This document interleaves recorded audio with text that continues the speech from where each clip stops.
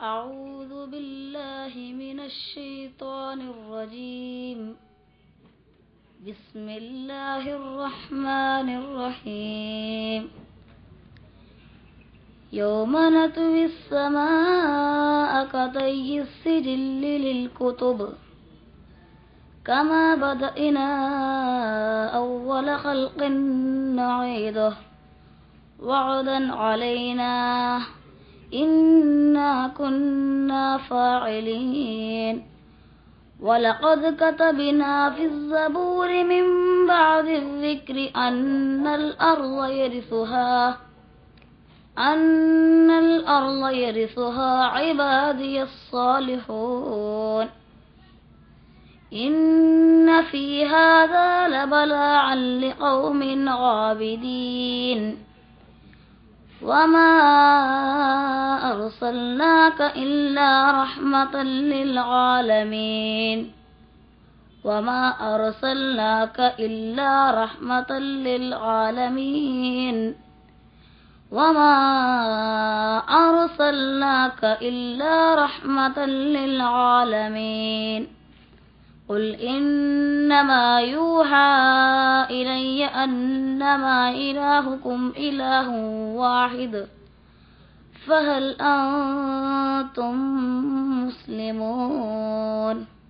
صدق الله العلي العظيم. بسم الله الرحمن الرحيم. الحمد لله رب العالمين. الصلاة والسلام على رسول الكريم.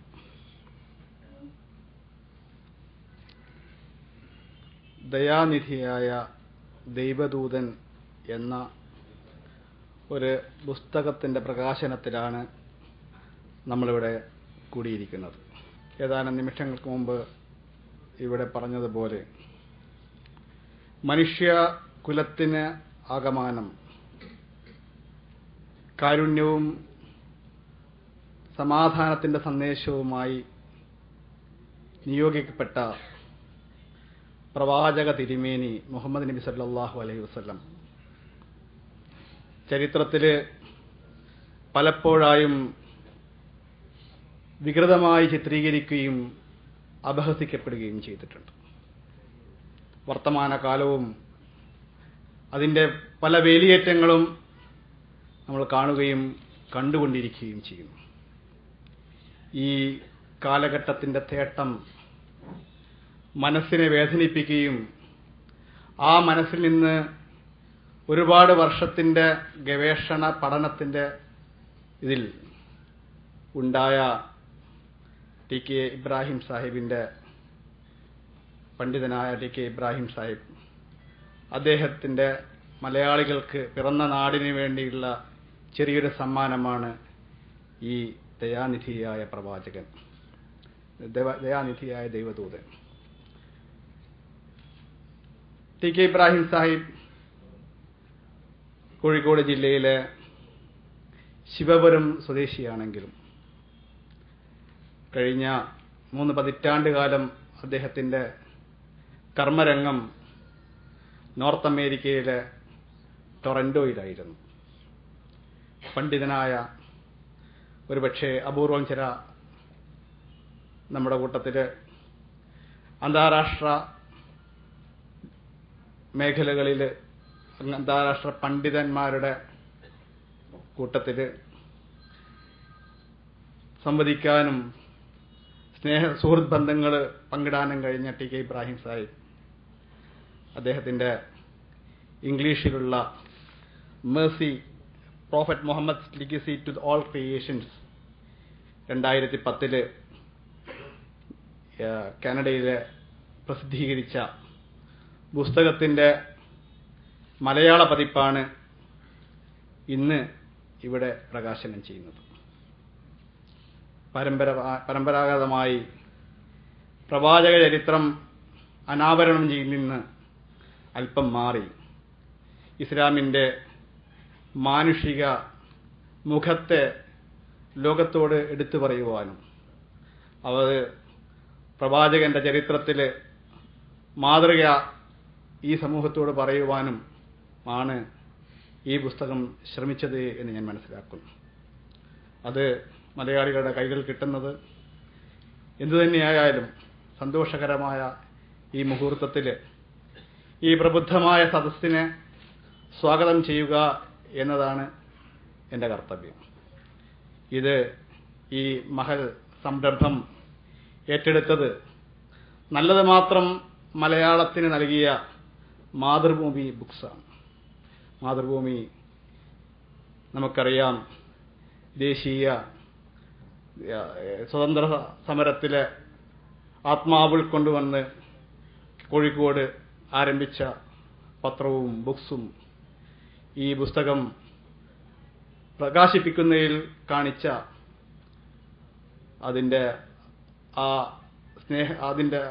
കാണിച്ച താല്പര്യത്തിന് സംഘാടന സമിതി കടപ്പാടുള്ളതാണ്.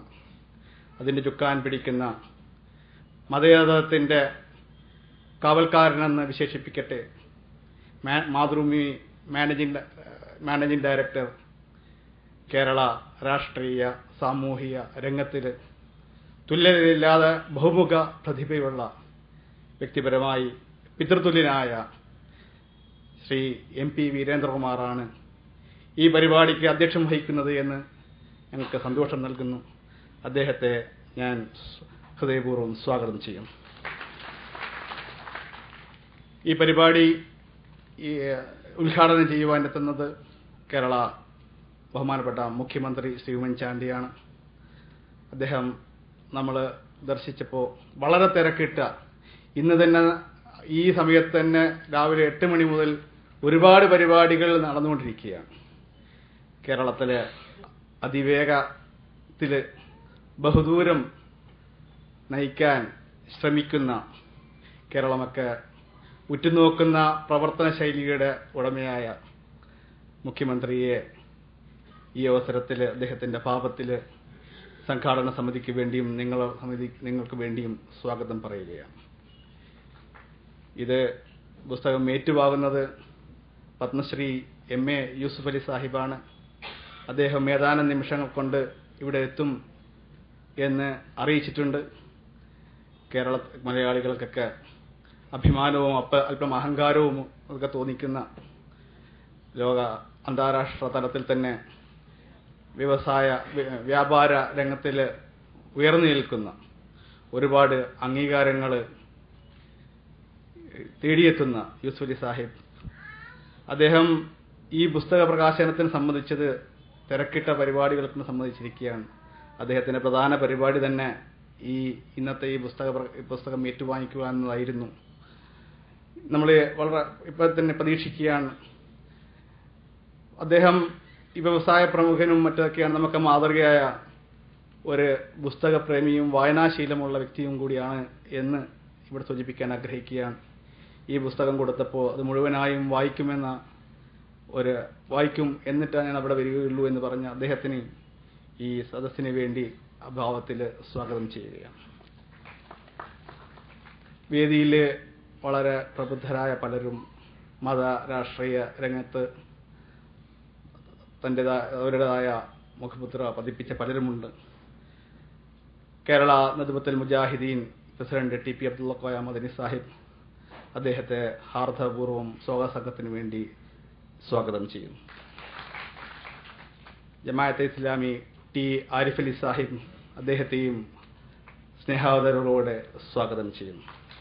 ഓൾ ഇന്ത്യ ഇസ്ലാഹി മൂവ്മെന്റ് ജനറൽ സെക്രട്ടറി പണ്ഡിതനും TK ഇബ്രാഹിം സാഹിബിൻ്റെയൊക്കെ കൂടെയോ അല്ലെങ്കിൽ അതിൻ്റെ ജൂനിയറൊക്കെ ആയി പഠിക്കുകയും ഒക്കെ ചെയ്ത ഔത്തുലൂറും അറബിക് കോളേജ് പ്രിൻസിപ്പലുമായ ഡോക്ടർ ഹുസൈൻ മടവൂരിനെയും നിങ്ങൾക്ക് വേണ്ടി ഞാൻ സ്വാഗതം ചെയ്യും. വേദിയിലിരിക്കുന്ന അബ്ദുള്ള സാഹിബ് എഴുത്തുകൊണ്ടും പേന കൊണ്ടും പത്രത്തിലൂടെ ലേഖനങ്ങൾ കൊണ്ടും നമ്മയൊക്കെ പലപ്പോഴും ചിന്തിപ്പിക്കാറും ഉപദേശങ്ങൾ നൽകുകയും ചെയ്യുന്ന അബ്ദുള്ള സാഹിബ് ഈ വേദിയിലെത്തിയതിൽ സന്തോഷമറിയിക്കുകയും അദ്ദേഹത്തെയും ഹാർദപൂർവ്വം സ്വാഗതം ചെയ്യുകയാണ്. വെൽഫെയർ പാർട്ടിയുടെ വൈസ് പ്രസിഡന്റ് പ്രേമ പിഷാരടിയും ഈ പരിപാടിയിൽ സന്നിധയായി എത്തിയിട്ടുണ്ട്. അദ്ദേഹത്തെയും ഞാൻ ഹാർദപൂർവ്വം സ്വാഗതം ചെയ്യും. ഇതിൻ്റെ മലയാള പതിപ്പിൻ്റെ ഇതിനു വേണ്ടി വളരെയധികം സഹായിക്കുകയും അത് നിങ്ങൾക്ക് എത്തിക്കുവാൻ കഴിഞ്ഞതിലെ സംഭാവനകൾ നൽകിയ പ്രൊഫസർ KP കമാലുദ്ദീൻ സാഹിബിനെയും ഈ അവസരത്തിൽ ഞാൻ ഹൃദയപൂർവ്വം സ്വാഗതം ചെയ്യുകയാണ്. വേദിയിലിരിക്കുന്ന എല്ലാവരെയും ഞാൻ ഹാർദവമായി സ്വാഗതം ചെയ്യുന്നു. മുന്നിലെ പ്രബുദ്ധരായ പണ്ഡിതന്മാരും പലരുമുണ്ട്. എല്ലാവരെയും ഞാൻ സ്വാഗതം ചെയ്യുന്നു. Doctor Saleem sir internationally famous haematologist, അദ്ദേഹത്തിൻ്റെ പ്രസൻസ് ഞങ്ങൾ മാനിക്കുന്നു. അദ്ദേഹത്തിന് ഈ അവസരത്തിൽ സംഘാടക സമിതിയുടെ പേരിൽ സ്വാഗതം പറയുകയാണ്. കേരള ജമാഅത്തെ ഇസ്ലാമി കേന്ദ്ര ശൂറാ അംഗം TK അബ്ദുള്ള സാഹിബ്, സലാം വാണിയമ്പലം സാഹിബ്, അങ്ങനെ പ്രമുഖർ പലരും എൻ്റെ മുമ്പിൽ ഇരിക്കുന്നുണ്ട്. എല്ലാവരെയും ഞാൻ സ്വാഗതം ചെയ്യുകയാണ്. കോഴിക്കോടുകാർ നന്മയിൽ സഹപ്രവർത്തിക്കുന്നവരാണ്. അതിൻ്റെ ചെറിയൊരു ഉദാഹരണമാണ് ഇന്നിവിടെ കൂടിയിരിക്കുന്ന ഈ ചെറിയ സദസ്സ്. ഇത് ഒരു നല്ല പ്രവർത്തനമായി നാം കാണുകയും തെറ്റിദ്ധരിക്കപ്പെട്ട ഇസ്ലാമിനെയും അതിൻ്റെ മുഖത്തെയും മാറ്റുവാൻ ഈ പുസ്തകം സഹായിക്കുമാറാവട്ടെ എന്ന് പ്രാർത്ഥിച്ചുകൊണ്ട് എൻ്റെ വാക്കുകൾ ഉപസംഹരിക്കുന്നു. ആഖിറദഅവാന അൽഹംദുലില്ലാഹി റബ്ബിൽ ആലമീൻ. കുറച്ച് സമയത്തിനകം ഈ പുസ്തക പ്രകാശന സമ്മേളനം ഉദ്ഘാടനം ചെയ്യാൻ ഇവിടെ എത്തുന്ന, പ്രകാശനം കൂടി ചെയ്യാൻ ബഹുമാനപ്പെട്ട മുഖ്യമന്ത്രി ഉമ്മൻചാണ്ടി പുസ്തകം ഏറ്റുവാങ്ങുന്ന നമ്മൾക്കെല്ലാവർക്കും നല്ല അഭിമാനം എന്ന് അക്ഷരാർത്ഥത്തിൽ വിശേഷിപ്പിക്കാവുന്ന സ്വാഗത പ്രാസംഗികന്റെ വാക്കുകളിൽ മലയാളിയുടെ അഹങ്കാരം എന്ന് പോലും പറയാവുന്ന ശ്രീ യൂസുഫ് അലി വേദിയിൽ ഉപവിഷ്ടായിരിക്കുന്ന ഈ പുസ്തകത്തിൻ്റെ കർത്താവ് TK ഇബ്രാഹിം സാഹിബ്, അദ്ദേഹമാണ് ഇന്നത്തെ ശ്രദ്ധാകേന്ദ്രം. MGS Narayanan, Prema Pisharody, doctor Hussain Madavoor, T Arif Ali, Abdulla Sahib, P Koya, KP Kamaluddin, K Abdulla, സദസ്സിൽ ഉപവിഷ്ടായിരിക്കുന്ന പ്രസിദ്ധരും വിഖ്യാതരും ആയ വ്യക്തികളെ, സഹോദരി സഹോദരന്മാരെ, ഈ സമ്മേളനത്തിൽ അധ്യക്ഷം വഹിക്കാനും 2 വാക്ക് പറയാനും എനിക്കുള്ള അർഹത ഒന്ന് മാത്രമാണ്. ഇതിലെ ഈ ദയാനിധിയായ ദൈവദൂതൻ എന്ന ഇബ്രാഹിം സാഹിബിന്റെ ഗ്രന്ഥം മാതൃഭൂമി പ്രസിദ്ധീകരിച്ചു. ആ മാതൃഭൂമിയിലുള്ള ആളാണ് ഞാൻ. അതുകൊണ്ട് ഇങ്ങനെ ഇത്രയും സമ്പന്നമായ ഒരു സദസ്സിൽ, സമ്പന്നമായ എന്ന് ഞാൻ പറയുന്നത് അക്ഷരാർത്ഥത്തിൽ തന്നെയാണ്, ഇരിക്കുന്ന ഓരോരുത്തരെയും കുറിച്ച് തന്നെ അവരെ പരിചയപ്പെടുത്താൻ തന്നെ ധാരാളം സമയമെടുക്കും. അത്രയും വിജ്ഞാനത്തിന്റെ മേഖലകളിൽ സഞ്ചരിച്ച് കാര്യങ്ങൾ മനസ്സിലാക്കുക മാത്രമല്ല, അത് സമൂഹത്തിൽ എത്തിച്ചു കൊടുക്കുന്നത് കർത്തവ്യമാണെന്ന് ധരിച്ച് പ്രതിബദ്ധതയോടെ പ്രവർത്തിക്കുന്ന എത്രയോ മഹത്വങ്ങൾ ഈ സദസ്സിലുണ്ട്. അവരുടെയൊക്കെ മുന്നിൽ ഒരു പ്രഭാഷണം നടത്തേണ്ട കഴിവൊന്നും എനിക്കില്ല. മാതൃഭൂമിയിൽ പ്രസിദ്ധീകരിച്ചു. ഒരു ദിവസം ഫൈസലും ഇബ്രാഹിം സാഹിബും മാതൃഭൂമിയിൽ വന്നു. അദ്ദേഹവുമായി കുറേ നേരം സംസാരിച്ചപ്പോൾ ഞാൻ അദ്ദേഹത്തോട് അഭ്യർത്ഥിച്ചത് ഈ പുസ്തകത്തിന്റെ മലയാള പരിഭാഷ പ്രസിദ്ധീകരിക്കാൻ മാതൃഭൂമിക്ക് സമ്മതം തരുമോ എന്ന് അങ്ങോട്ട് ചോദിച്ചതാണ്. അദ്ദേഹം സമ്മതിച്ചപ്പോൾ വളരെ സന്തോഷമായി. ഇതേപോലെ മറ്റൊരനുഭവം ഉണ്ടായിരുന്നു വർഷങ്ങൾക്ക് മുമ്പ്. അത് ഇബ്നു ഖൽദൂന്റെ മുഖദ്ദിമ പ്രസിദ്ധപ്പെടുത്തിയതും മാതൃഭൂമിയാണ്. ഒരുപക്ഷെ ചരിത്ര അവലോകനം,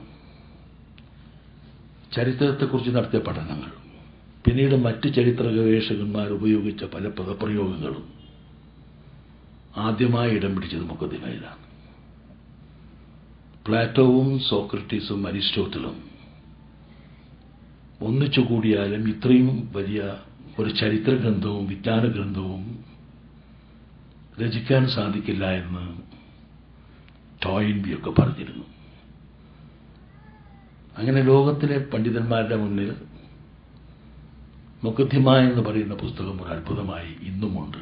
അത് മലയാളത്തിൽ പരിഭാഷപ്പെടുത്തി പ്രസിദ്ധീകരിക്കാൻ സാധിച്ചു എന്നുള്ളതും മാതൃഭൂമിയെ സംബന്ധിച്ചിടത്തോളം ഞങ്ങൾ കൃതാർത്ഥതയോടുകൂടി ഓർക്കുന്ന സംഭവമാണ്. KP കേശവമേനോൻ മുഹമ്മദ് നബി എന്ന പേരിൽ എഴുതിയിരുന്നു. പക്ഷെ ആ കാലഘട്ടവും ആ പുസ്തകങ്ങൾ പ്രസിദ്ധീകരിച്ച കാലഘട്ടവും ഇബ്രാഹിം സാഹിബിന്റെ ഈ പുസ്തകം പ്രസിദ്ധീകരിക്കുന്ന കാലഘട്ടവും തമ്മിൽ വ്യത്യാസമുണ്ട്. അന്ന് ഇസ്ലാമിനെയും അന്തിമപ്രവാചകനായ മുഹമ്മദ് നബിയെയും വിലയിരുത്തിയതുപോലെയല്ല പലരും അവരുടെ ദൃഷ്ടിയിൽ കൂടി വിലയിരുത്തുന്നത്. പ്രത്യേകിച്ചും വേൾഡ് ട്രേഡ് സെന്ററിന്റെ നടന്ന ദുരന്തത്തോടു കൂടി അതിന്റെ പൂർണ്ണ ഉത്തരവാദിത്വം ഇസ്ലാം വിശ്വാസികളുടെ മേലിൽ അടിച്ചേൽപ്പിക്കുക മാത്രമല്ല, പ്രവാചകൻ മുഹമ്മദ് നബിയെ നൽകിയ സന്ദേശവും ഇസ്ലാമിന്റെ സന്ദേശവും സാമ്രാജ്യത്വ താൽപര്യങ്ങൾക്ക് അവർ ആഗ്രഹിക്കുന്ന വണ്ണം അതേക്കുറിച്ച് രചനകൾ പുറത്തു വന്നിട്ടുണ്ട്, അഭിപ്രായങ്ങൾ പറഞ്ഞിട്ടുണ്ട്. അങ്ങനെ സമാധാനത്തിന്റെയും സാഹോദര്യത്തിന്റെയും മാത്രം എന്ന് പറഞ്ഞാൽ പോരാ, നീതിയുടെ മതം എന്ന് വിശേഷിപ്പിക്കപ്പെടുന്ന അക്ഷരാർത്ഥത്തിൽ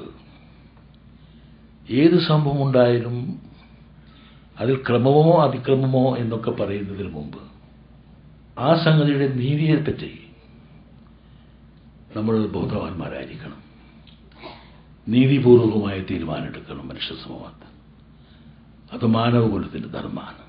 അതിന് ഉപോത്ബലകമാക്കേണ്ടത് ദൈവവചനങ്ങളും നബിവചനങ്ങളൊക്കെ തന്നെയാണ്. അതിന് ഹദീസും ആയത്തും ഒക്കെ പറയുന്നൊക്കെയാണ് ഞാൻ മനസ്സിലാക്കിയതിനെ കുറിച്ചൊക്കെ എനിക്ക് അത്ര അറിയിട്ടുള്ളൂ അതിനെ പറ്റിയില്ല. പക്ഷെ ഇന്ന് എവിടെ അതിക്രമങ്ങളുണ്ടായാലും എവിടെ ഭീകരപ്രവർത്തനങ്ങളുണ്ടായാലും അത് മുഴുവൻ മതത്തിൻ്റെതായി ചിത്രീകരിക്കുന്നു എന്നുള്ളത് ഒരു സത്യമാണ്. ഇസ്ലാമിക ഭീകരത എന്നൊരു പദപ്രയോഗം ഉണ്ടായിട്ടുണ്ട്. ഭീകരപ്രവർത്തനം പല സ്ഥലങ്ങളും നടക്കുന്നുണ്ട്. പലസ്തീനിൽ നടക്കുന്നുണ്ട്. ഇസ്രായേലും പലസ്തീനുമായിട്ടുള്ള പോരാട്ടത്തിൽ കുടിക്കാൻ വെള്ളം കിട്ടാതെ വരെ കുറേ ആളുകളെ അടച്ചുപൂട്ടി ഒരു പ്രത്യേക ഭൂപ്രദേശത്ത് അവരെ ഒരു ജനോസൈഡ് എന്നൊക്കെ പറയുന്നത് കുറെ ശരിയായിരിക്കും.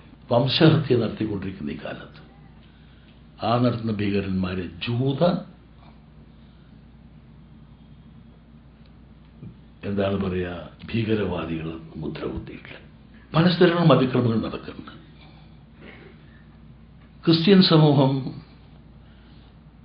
ത്തിൽപ്പെട്ട ആളുകൾ ഭീകരപ്രവർത്തനങ്ങൾ പങ്കെടുക്കുന്നുണ്ട്. നമ്മളുടെ രാജ്യത്തിന്റെ വടക്ക് ഭാഗ പ്രദേശങ്ങളിൽ നാഗാലാൻഡ് മുതൽ മണിപ്പൂർ വരെ ധാരാളം അതിക്രമങ്ങൾ നടക്കുന്നുണ്ട്. നമ്മുടെ അയൽരാജ്യമായ ശ്രീലങ്കയിൽ തമിഴ് വംശജർ എന്ന് പറയുന്നതിനേക്കാളും നല്ലത് ഹിന്ദു വംശജരും ബൗദ്ധന്മാരുമായി സംഘർഷം നടക്കുന്നുണ്ട്. ലോകത്തിലെ പല ഭാഗങ്ങളിലും ഇന്നും ബോസ്നിയയിൽ ബോസ്നിയയിൽ ഒരു കാലത്ത് ഓട്ടോമാൻ സാമ്രാജ്യത്വത്തിന്റെ ഭാഗമായി ഇസ്താംബുൾ മുതൽ സെർബിയ വരെ നീണ്ടുകിടന്ന സാമ്രാജ്യത്തിന്റെ ഭാഗമായി അതായത് ബോസ്നിയയിൽ ഈ കഴിഞ്ഞ കുറച്ച് വർഷങ്ങൾക്ക് മുമ്പ് കൊല ചെയ്യപ്പെട്ടത് ഇസ്ലാം സമുദായത്തിൽപ്പെട്ടവരെയാണ്. ആയിരക്കണക്കിന് കുട്ടികളെ ഒരു ദിവസം കൊലക്ക് വിധേയരാക്കിയിട്ടുണ്ട്. ഞാൻ ആ ബോസ്നിയയിൽ പോയിട്ടുണ്ട്. ഓർത്തഡോക്സ് ചർച്ചും കത്തോലിക്കരും ഇസ്ലാം മതവിശ്വാസികളൊക്കെ തന്നെ സംഘടനകൾ നടന്നിട്ടുണ്ട്. പക്ഷേ ഈ ബോസ്നിയയിൽ കൊലപാതകം നടത്തിയ, വംശഹത്യ നടത്തിയ, ജനോസൈഡ് നടത്തിയ ആളുകളെ ഏതെങ്കിലും മതത്തിന്റെ പേരിൽ ഭീകരവാദികളായി ചിത്രീകരിച്ചിട്ടില്ല. ഇറാഖ് മുതൽ ഇന്ന് എവിടെ നടക്കുന്ന അതിക്രമങ്ങളും അവിടെയെല്ലാം ആരെയാണ് കൊല്ലുന്നത് എന്ന് നോക്കി കൊല്ലുന്ന ആളുകളെ, ഇറാഖിന്റെ ജനതയെ കൊല്ലുന്ന അമേരിക്കൻ ആളുകൾ ഏത് മതവിശ്വാസികളാണോ ആ മതത്തിന്റെ പേരിൽ അവരെ ഭീകരവാദികളായി മുദ്ര കുത്തിയിട്ടില്ല. അതിന് മുഴുവൻ വിധേയമായത് ഇസ്ലാം മതവിശ്വാസികളാണ്. അതിൽ തെറ്റിദ്ധരിക്കപ്പെട്ട് പ്രചരണം നടത്തിയത് പ്രവാചകനെ കുറിച്ചാണ്. 738 ദിവസം അല്ലാതെ പ്രവാചകന്റെ ജീവിതത്തിൽ 24 വർഷവും കുറച്ചൊക്കെ മാറ്റമുണ്ടാവും. ഞാൻ പറയുന്നത് തെറ്റുണ്ടെങ്കിൽ ക്ഷമിക്കണം. സമാധാനത്തിന് വേണ്ടിയാണ് പ്രവർത്തിച്ചത്, സാഹോദര്യത്തിന് വേണ്ടിയാണ് പ്രവർത്തിച്ചത്, നീതിക്ക് വേണ്ടിയാണ്. നീതി എന്ന് പറയുന്നത് സമാധാനത്തിന്റെ മേഖലയിൽ മാത്രമല്ല, യുദ്ധം നടക്കുന്ന യുദ്ധക്കളത്തിലും കർമ്മഭൂമിയിലും നീതി വേണം. പരാജയപ്പെടുന്നവരെ വംശഹത്യ വരുത്തുക എന്നുള്ളതല്ല, അവനെയും മനുഷ്യനാക്കുക എന്നുള്ള കർത്തവ്യം, ദൗത്യമൊക്കെ ഉണ്ടായിട്ടുണ്ട്. ഇതെല്ലാം ചരിത്രത്തിൽ സംഭവങ്ങളാണ്. അതിനെയെല്ലാം മാറ്റിമറിച്ച് ഒരു സമൂഹത്തെ, ഒരു മതവിഭാഗത്തെ മുഴുവൻ ആളുകളെയും പ്രവാചകനെയും ഏതോ ചില സാമ്രാജ്യത്വ ശക്തികളുടെ ആവശ്യങ്ങൾക്ക് വേണ്ടി അവരുടേതായിട്ടുള്ള ചില പ്രത്യേക ലാഭങ്ങൾക്ക് വേണ്ടി ജനങ്ങളെ തെറ്റിദ്ധരിപ്പിച്ചുകൊണ്ടിരിക്കുന്ന ഈ കാലഘട്ടത്തിൽ വിവിധ മതവിശ്വാസികൾ അവരുടെ മതത്തിൽ വിശ്വാസം അർപ്പിച്ചുകൊണ്ട് തന്നെ സൗഹാർദ്ദത്തിൽ കഴിയണമെന്ന് പ്രവാചകൻ പറഞ്ഞിട്ടുണ്ട്. ജൂതന്മാരോടുള്ള കാഴ്ചപ്പാടുണ്ടായിരുന്നു. എല്ലാ മതത്തിലെയും പ്രവാചകന്മാർ ഇസ്ലാം അംഗീകരിക്കുന്നുണ്ട്. ഇതൊക്കെ ഞാൻ ഇസ്ലാം മതവിശ്വാസിയല്ല, ഇതൊക്കെ മനസ്സിലാക്കിയ കാര്യങ്ങളാണ്. ആ നന്മകൾ പറയുന്നതിന് പകരം തികച്ചും സങ്കുചിതമായിട്ടുള്ള ലാഭത്തിനു വേണ്ടി ഒരു മതത്തെയും പ്രവാചകനെയും നിന്ദിക്കുകയും തെറ്റിദ്ധരിപ്പിക്കപ്പെടുന്ന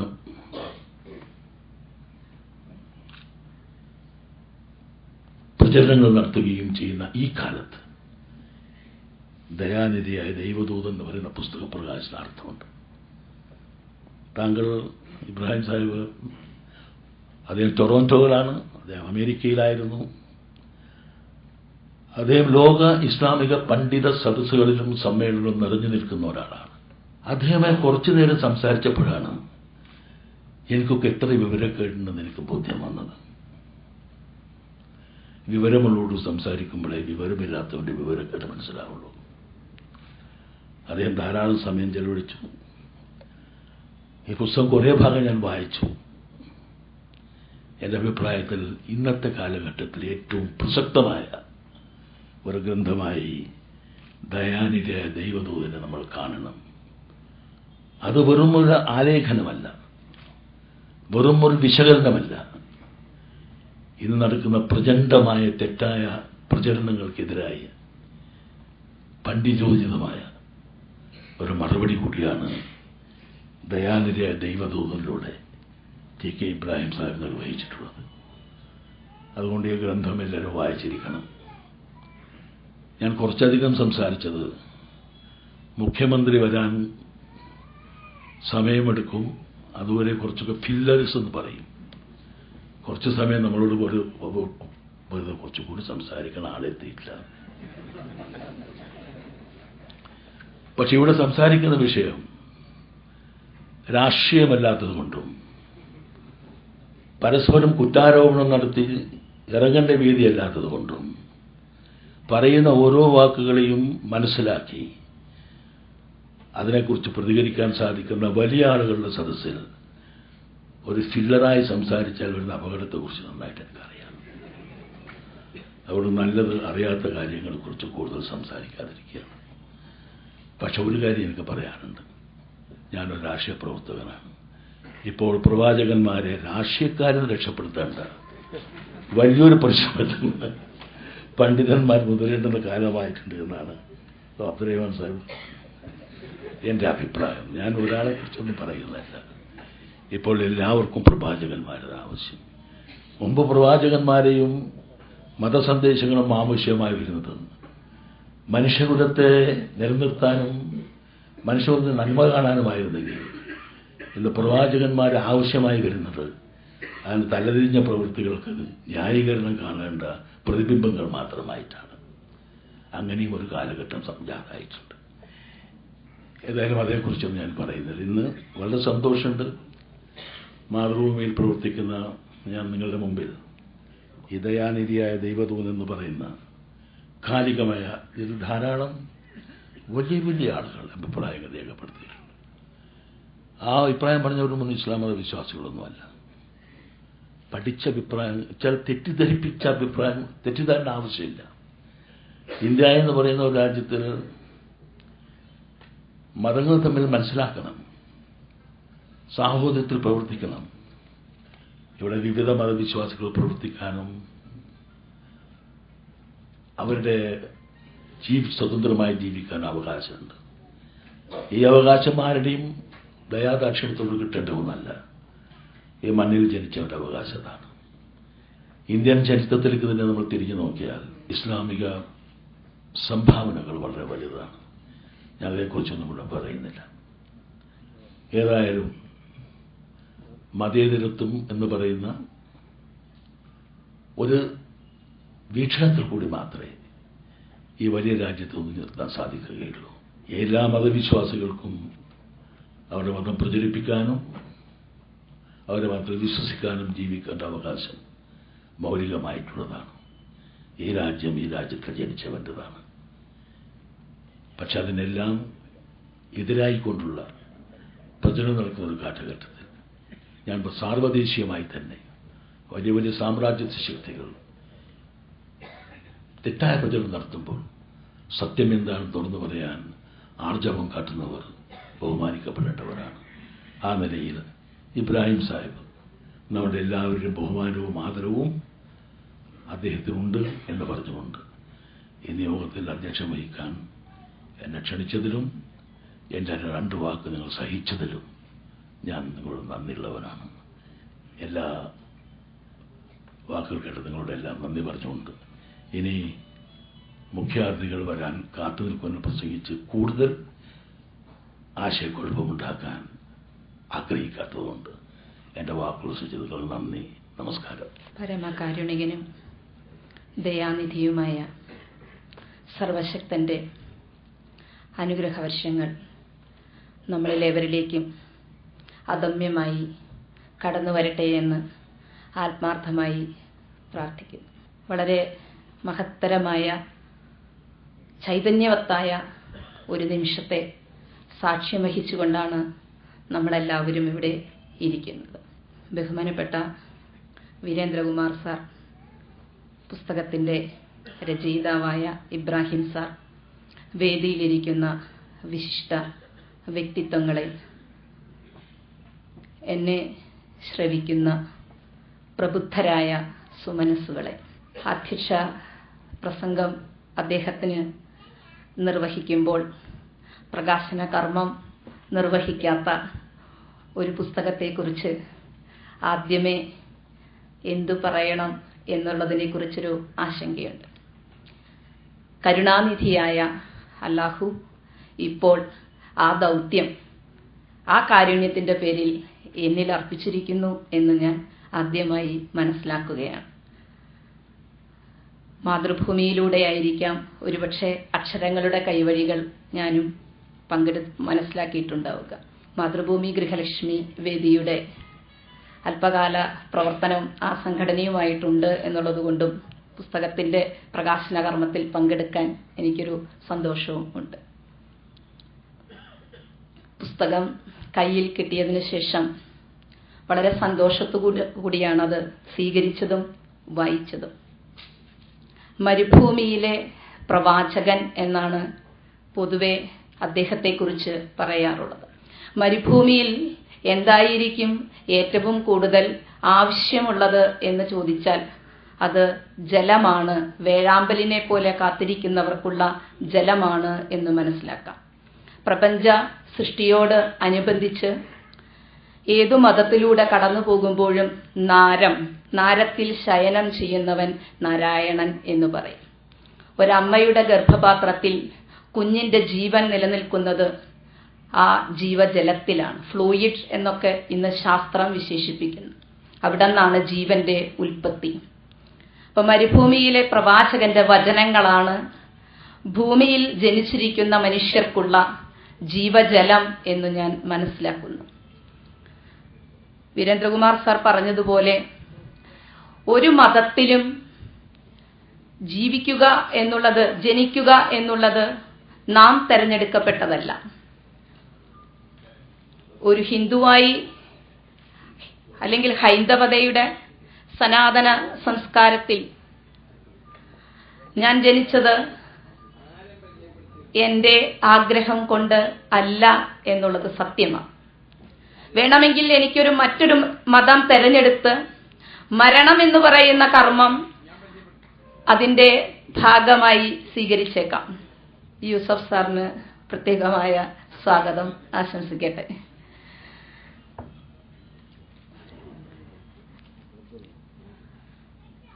ഭാഗവതത്തിലൂടെ കടന്നു പോകുമ്പോൾ ഭഗവാൻ ശ്രീകൃഷ്ണനെ കുറിച്ചും ചില തെറ്റിദ്ധാരണാജനകങ്ങളായ കാര്യങ്ങൾ നടന്നിട്ടുണ്ട്. നരകാസുരന്റെ കൽത്തുറുങ്കിൽ കിടന്നിരുന്നതായ 16,000 സ്ത്രീകളെ ഭഗവാൻ വിവാഹം കഴിച്ചു എന്ന് നമ്മൾ വായിച്ചു മനസ്സിലാക്കുന്നുണ്ട്. അറിവില്ലാത്തവന്റെ അല്പത്വമായിട്ട് മാത്രമാണ് അതിനെ കണക്കാക്കേണ്ടത്.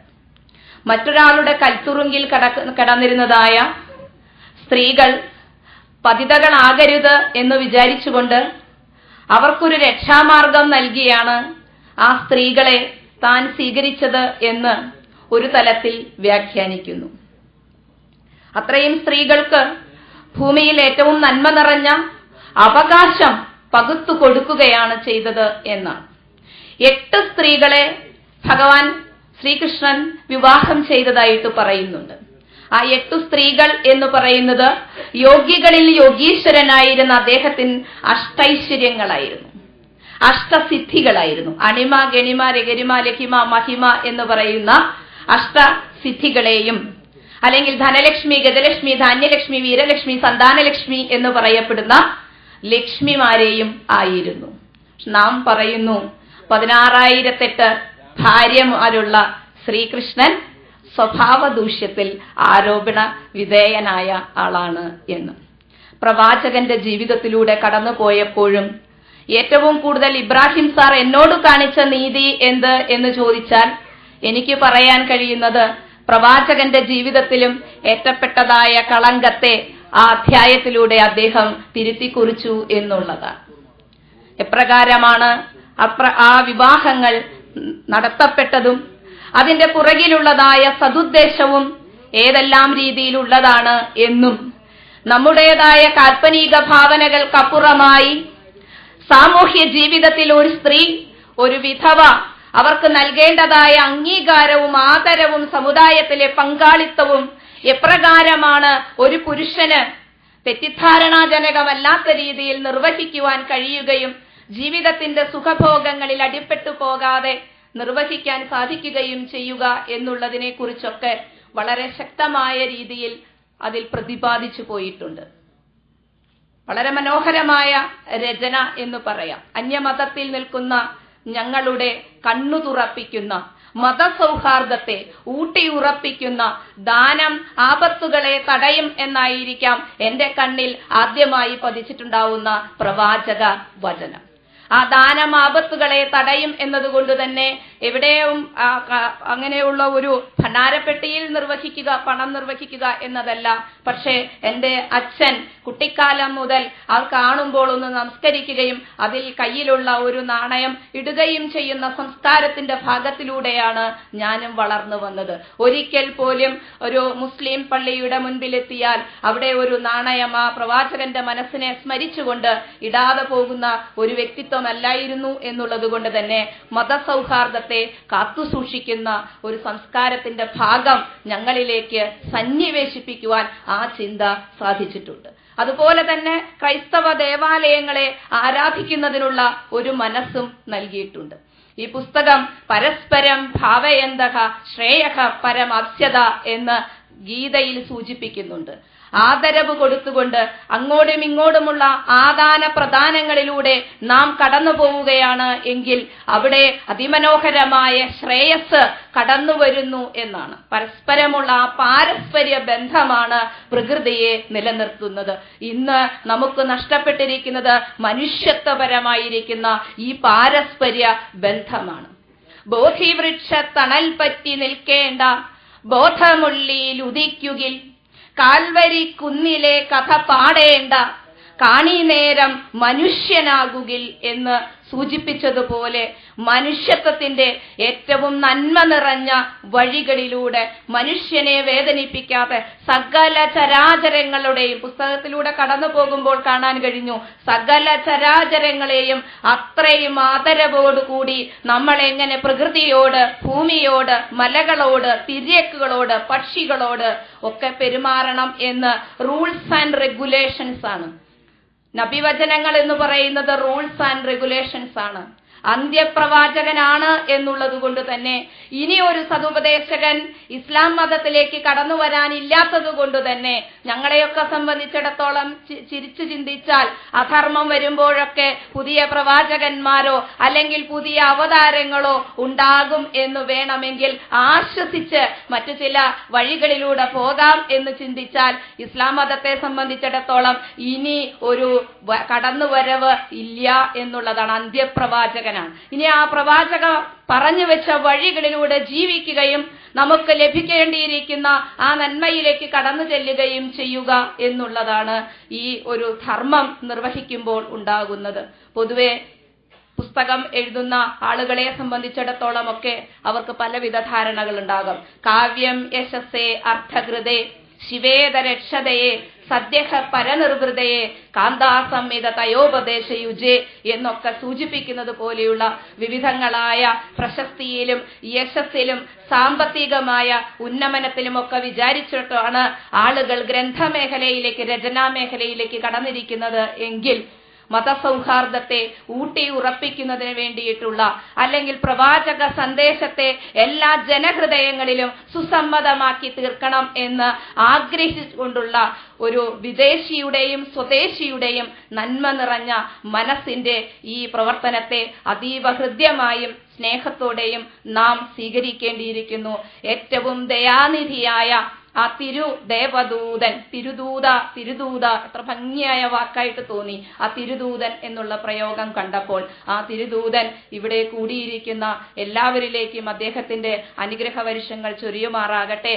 ഈ ഇത്രയ്ക്കും തീക്ഷ്ണമായ, ഉദാത്തമായ, ദീപ്തമായ ചിന്ത ആ ജ്ഞാന ദേവൻ അദ്ദേഹത്തിന്റെ ഹൃദയത്തിൽ കൊടുത്തതിന് നമുക്കും ആ പാദങ്ങളിൽ പ്രണമിക്കാം എന്ന് പറഞ്ഞുകൊണ്ട് ഇനിയും ധാരാളം രചനാത്മകമായ കർമ്മങ്ങൾ നിർവഹിക്കുന്നതിന് ഇബ്രാഹിം സാറിന് കാരുണ്യനിധിയായിരിക്കുന്ന സകല സമുദായത്തെയും സകല ജീവജാലങ്ങളെയും കാക്കും എന്ന് ഉറപ്പു നൽകിയിരിക്കുന്ന പ്രവാചകന്റെ അനുഗ്രഹ വർഷങ്ങൾ ഉണ്ടാകട്ടെ എന്ന് ആശംസിച്ചുകൊണ്ട് ഞാൻ എൻ്റെ വാക്കുകൾ നിർത്തുന്നു. നന്ദി, നമസ്കാരം.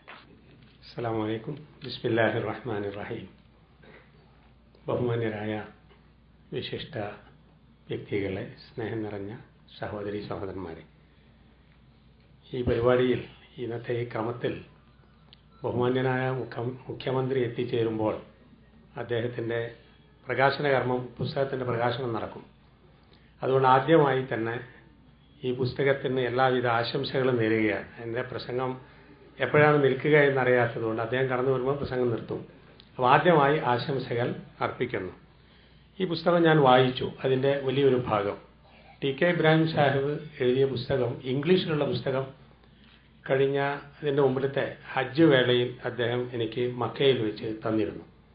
ആ പുസ്തകം അടുത്ത് മലയാളത്തിൽ വരുമെന്നും അദ്ദേഹം പറഞ്ഞിരുന്നു.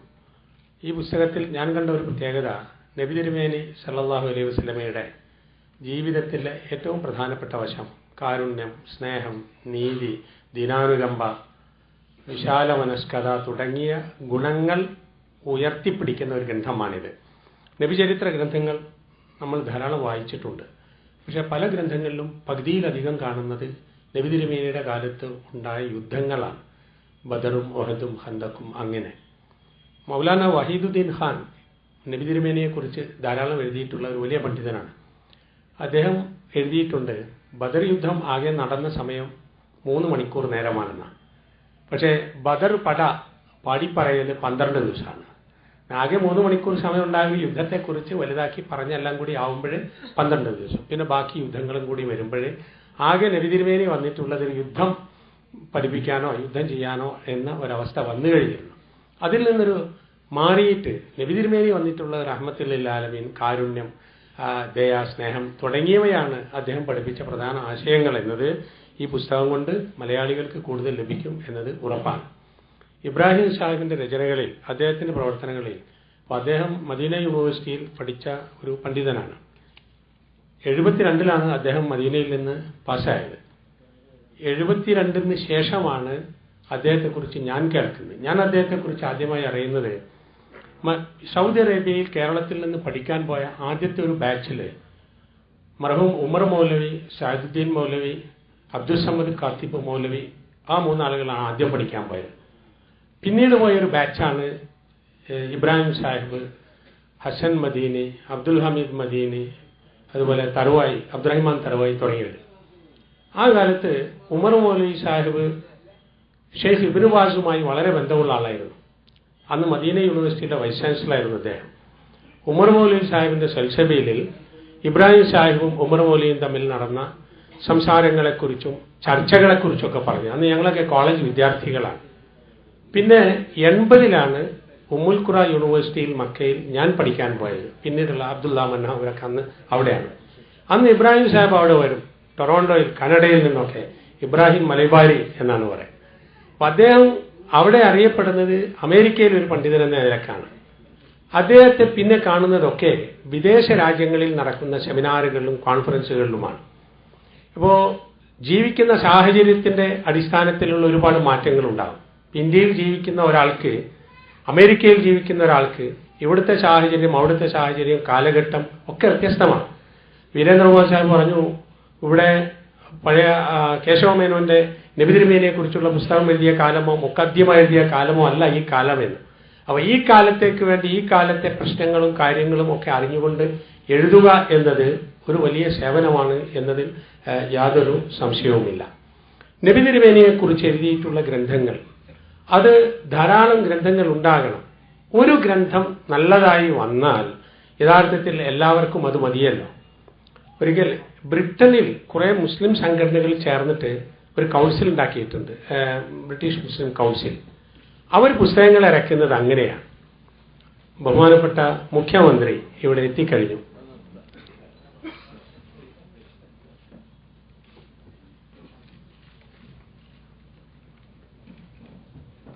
അവിടെ പുസ്തകങ്ങൾ ഇറക്കുന്നത്, ഒരു വിഷയത്തിൽ ഒരു പുസ്തകം വളരെ നല്ല നിലയിൽ ഇറക്കിയാൽ എല്ലാ സംഘടനകളും ആ പുസ്തകം വാങ്ങുകയും പ്രചരിപ്പിക്കുകയും ചെയ്യുകയാണ്.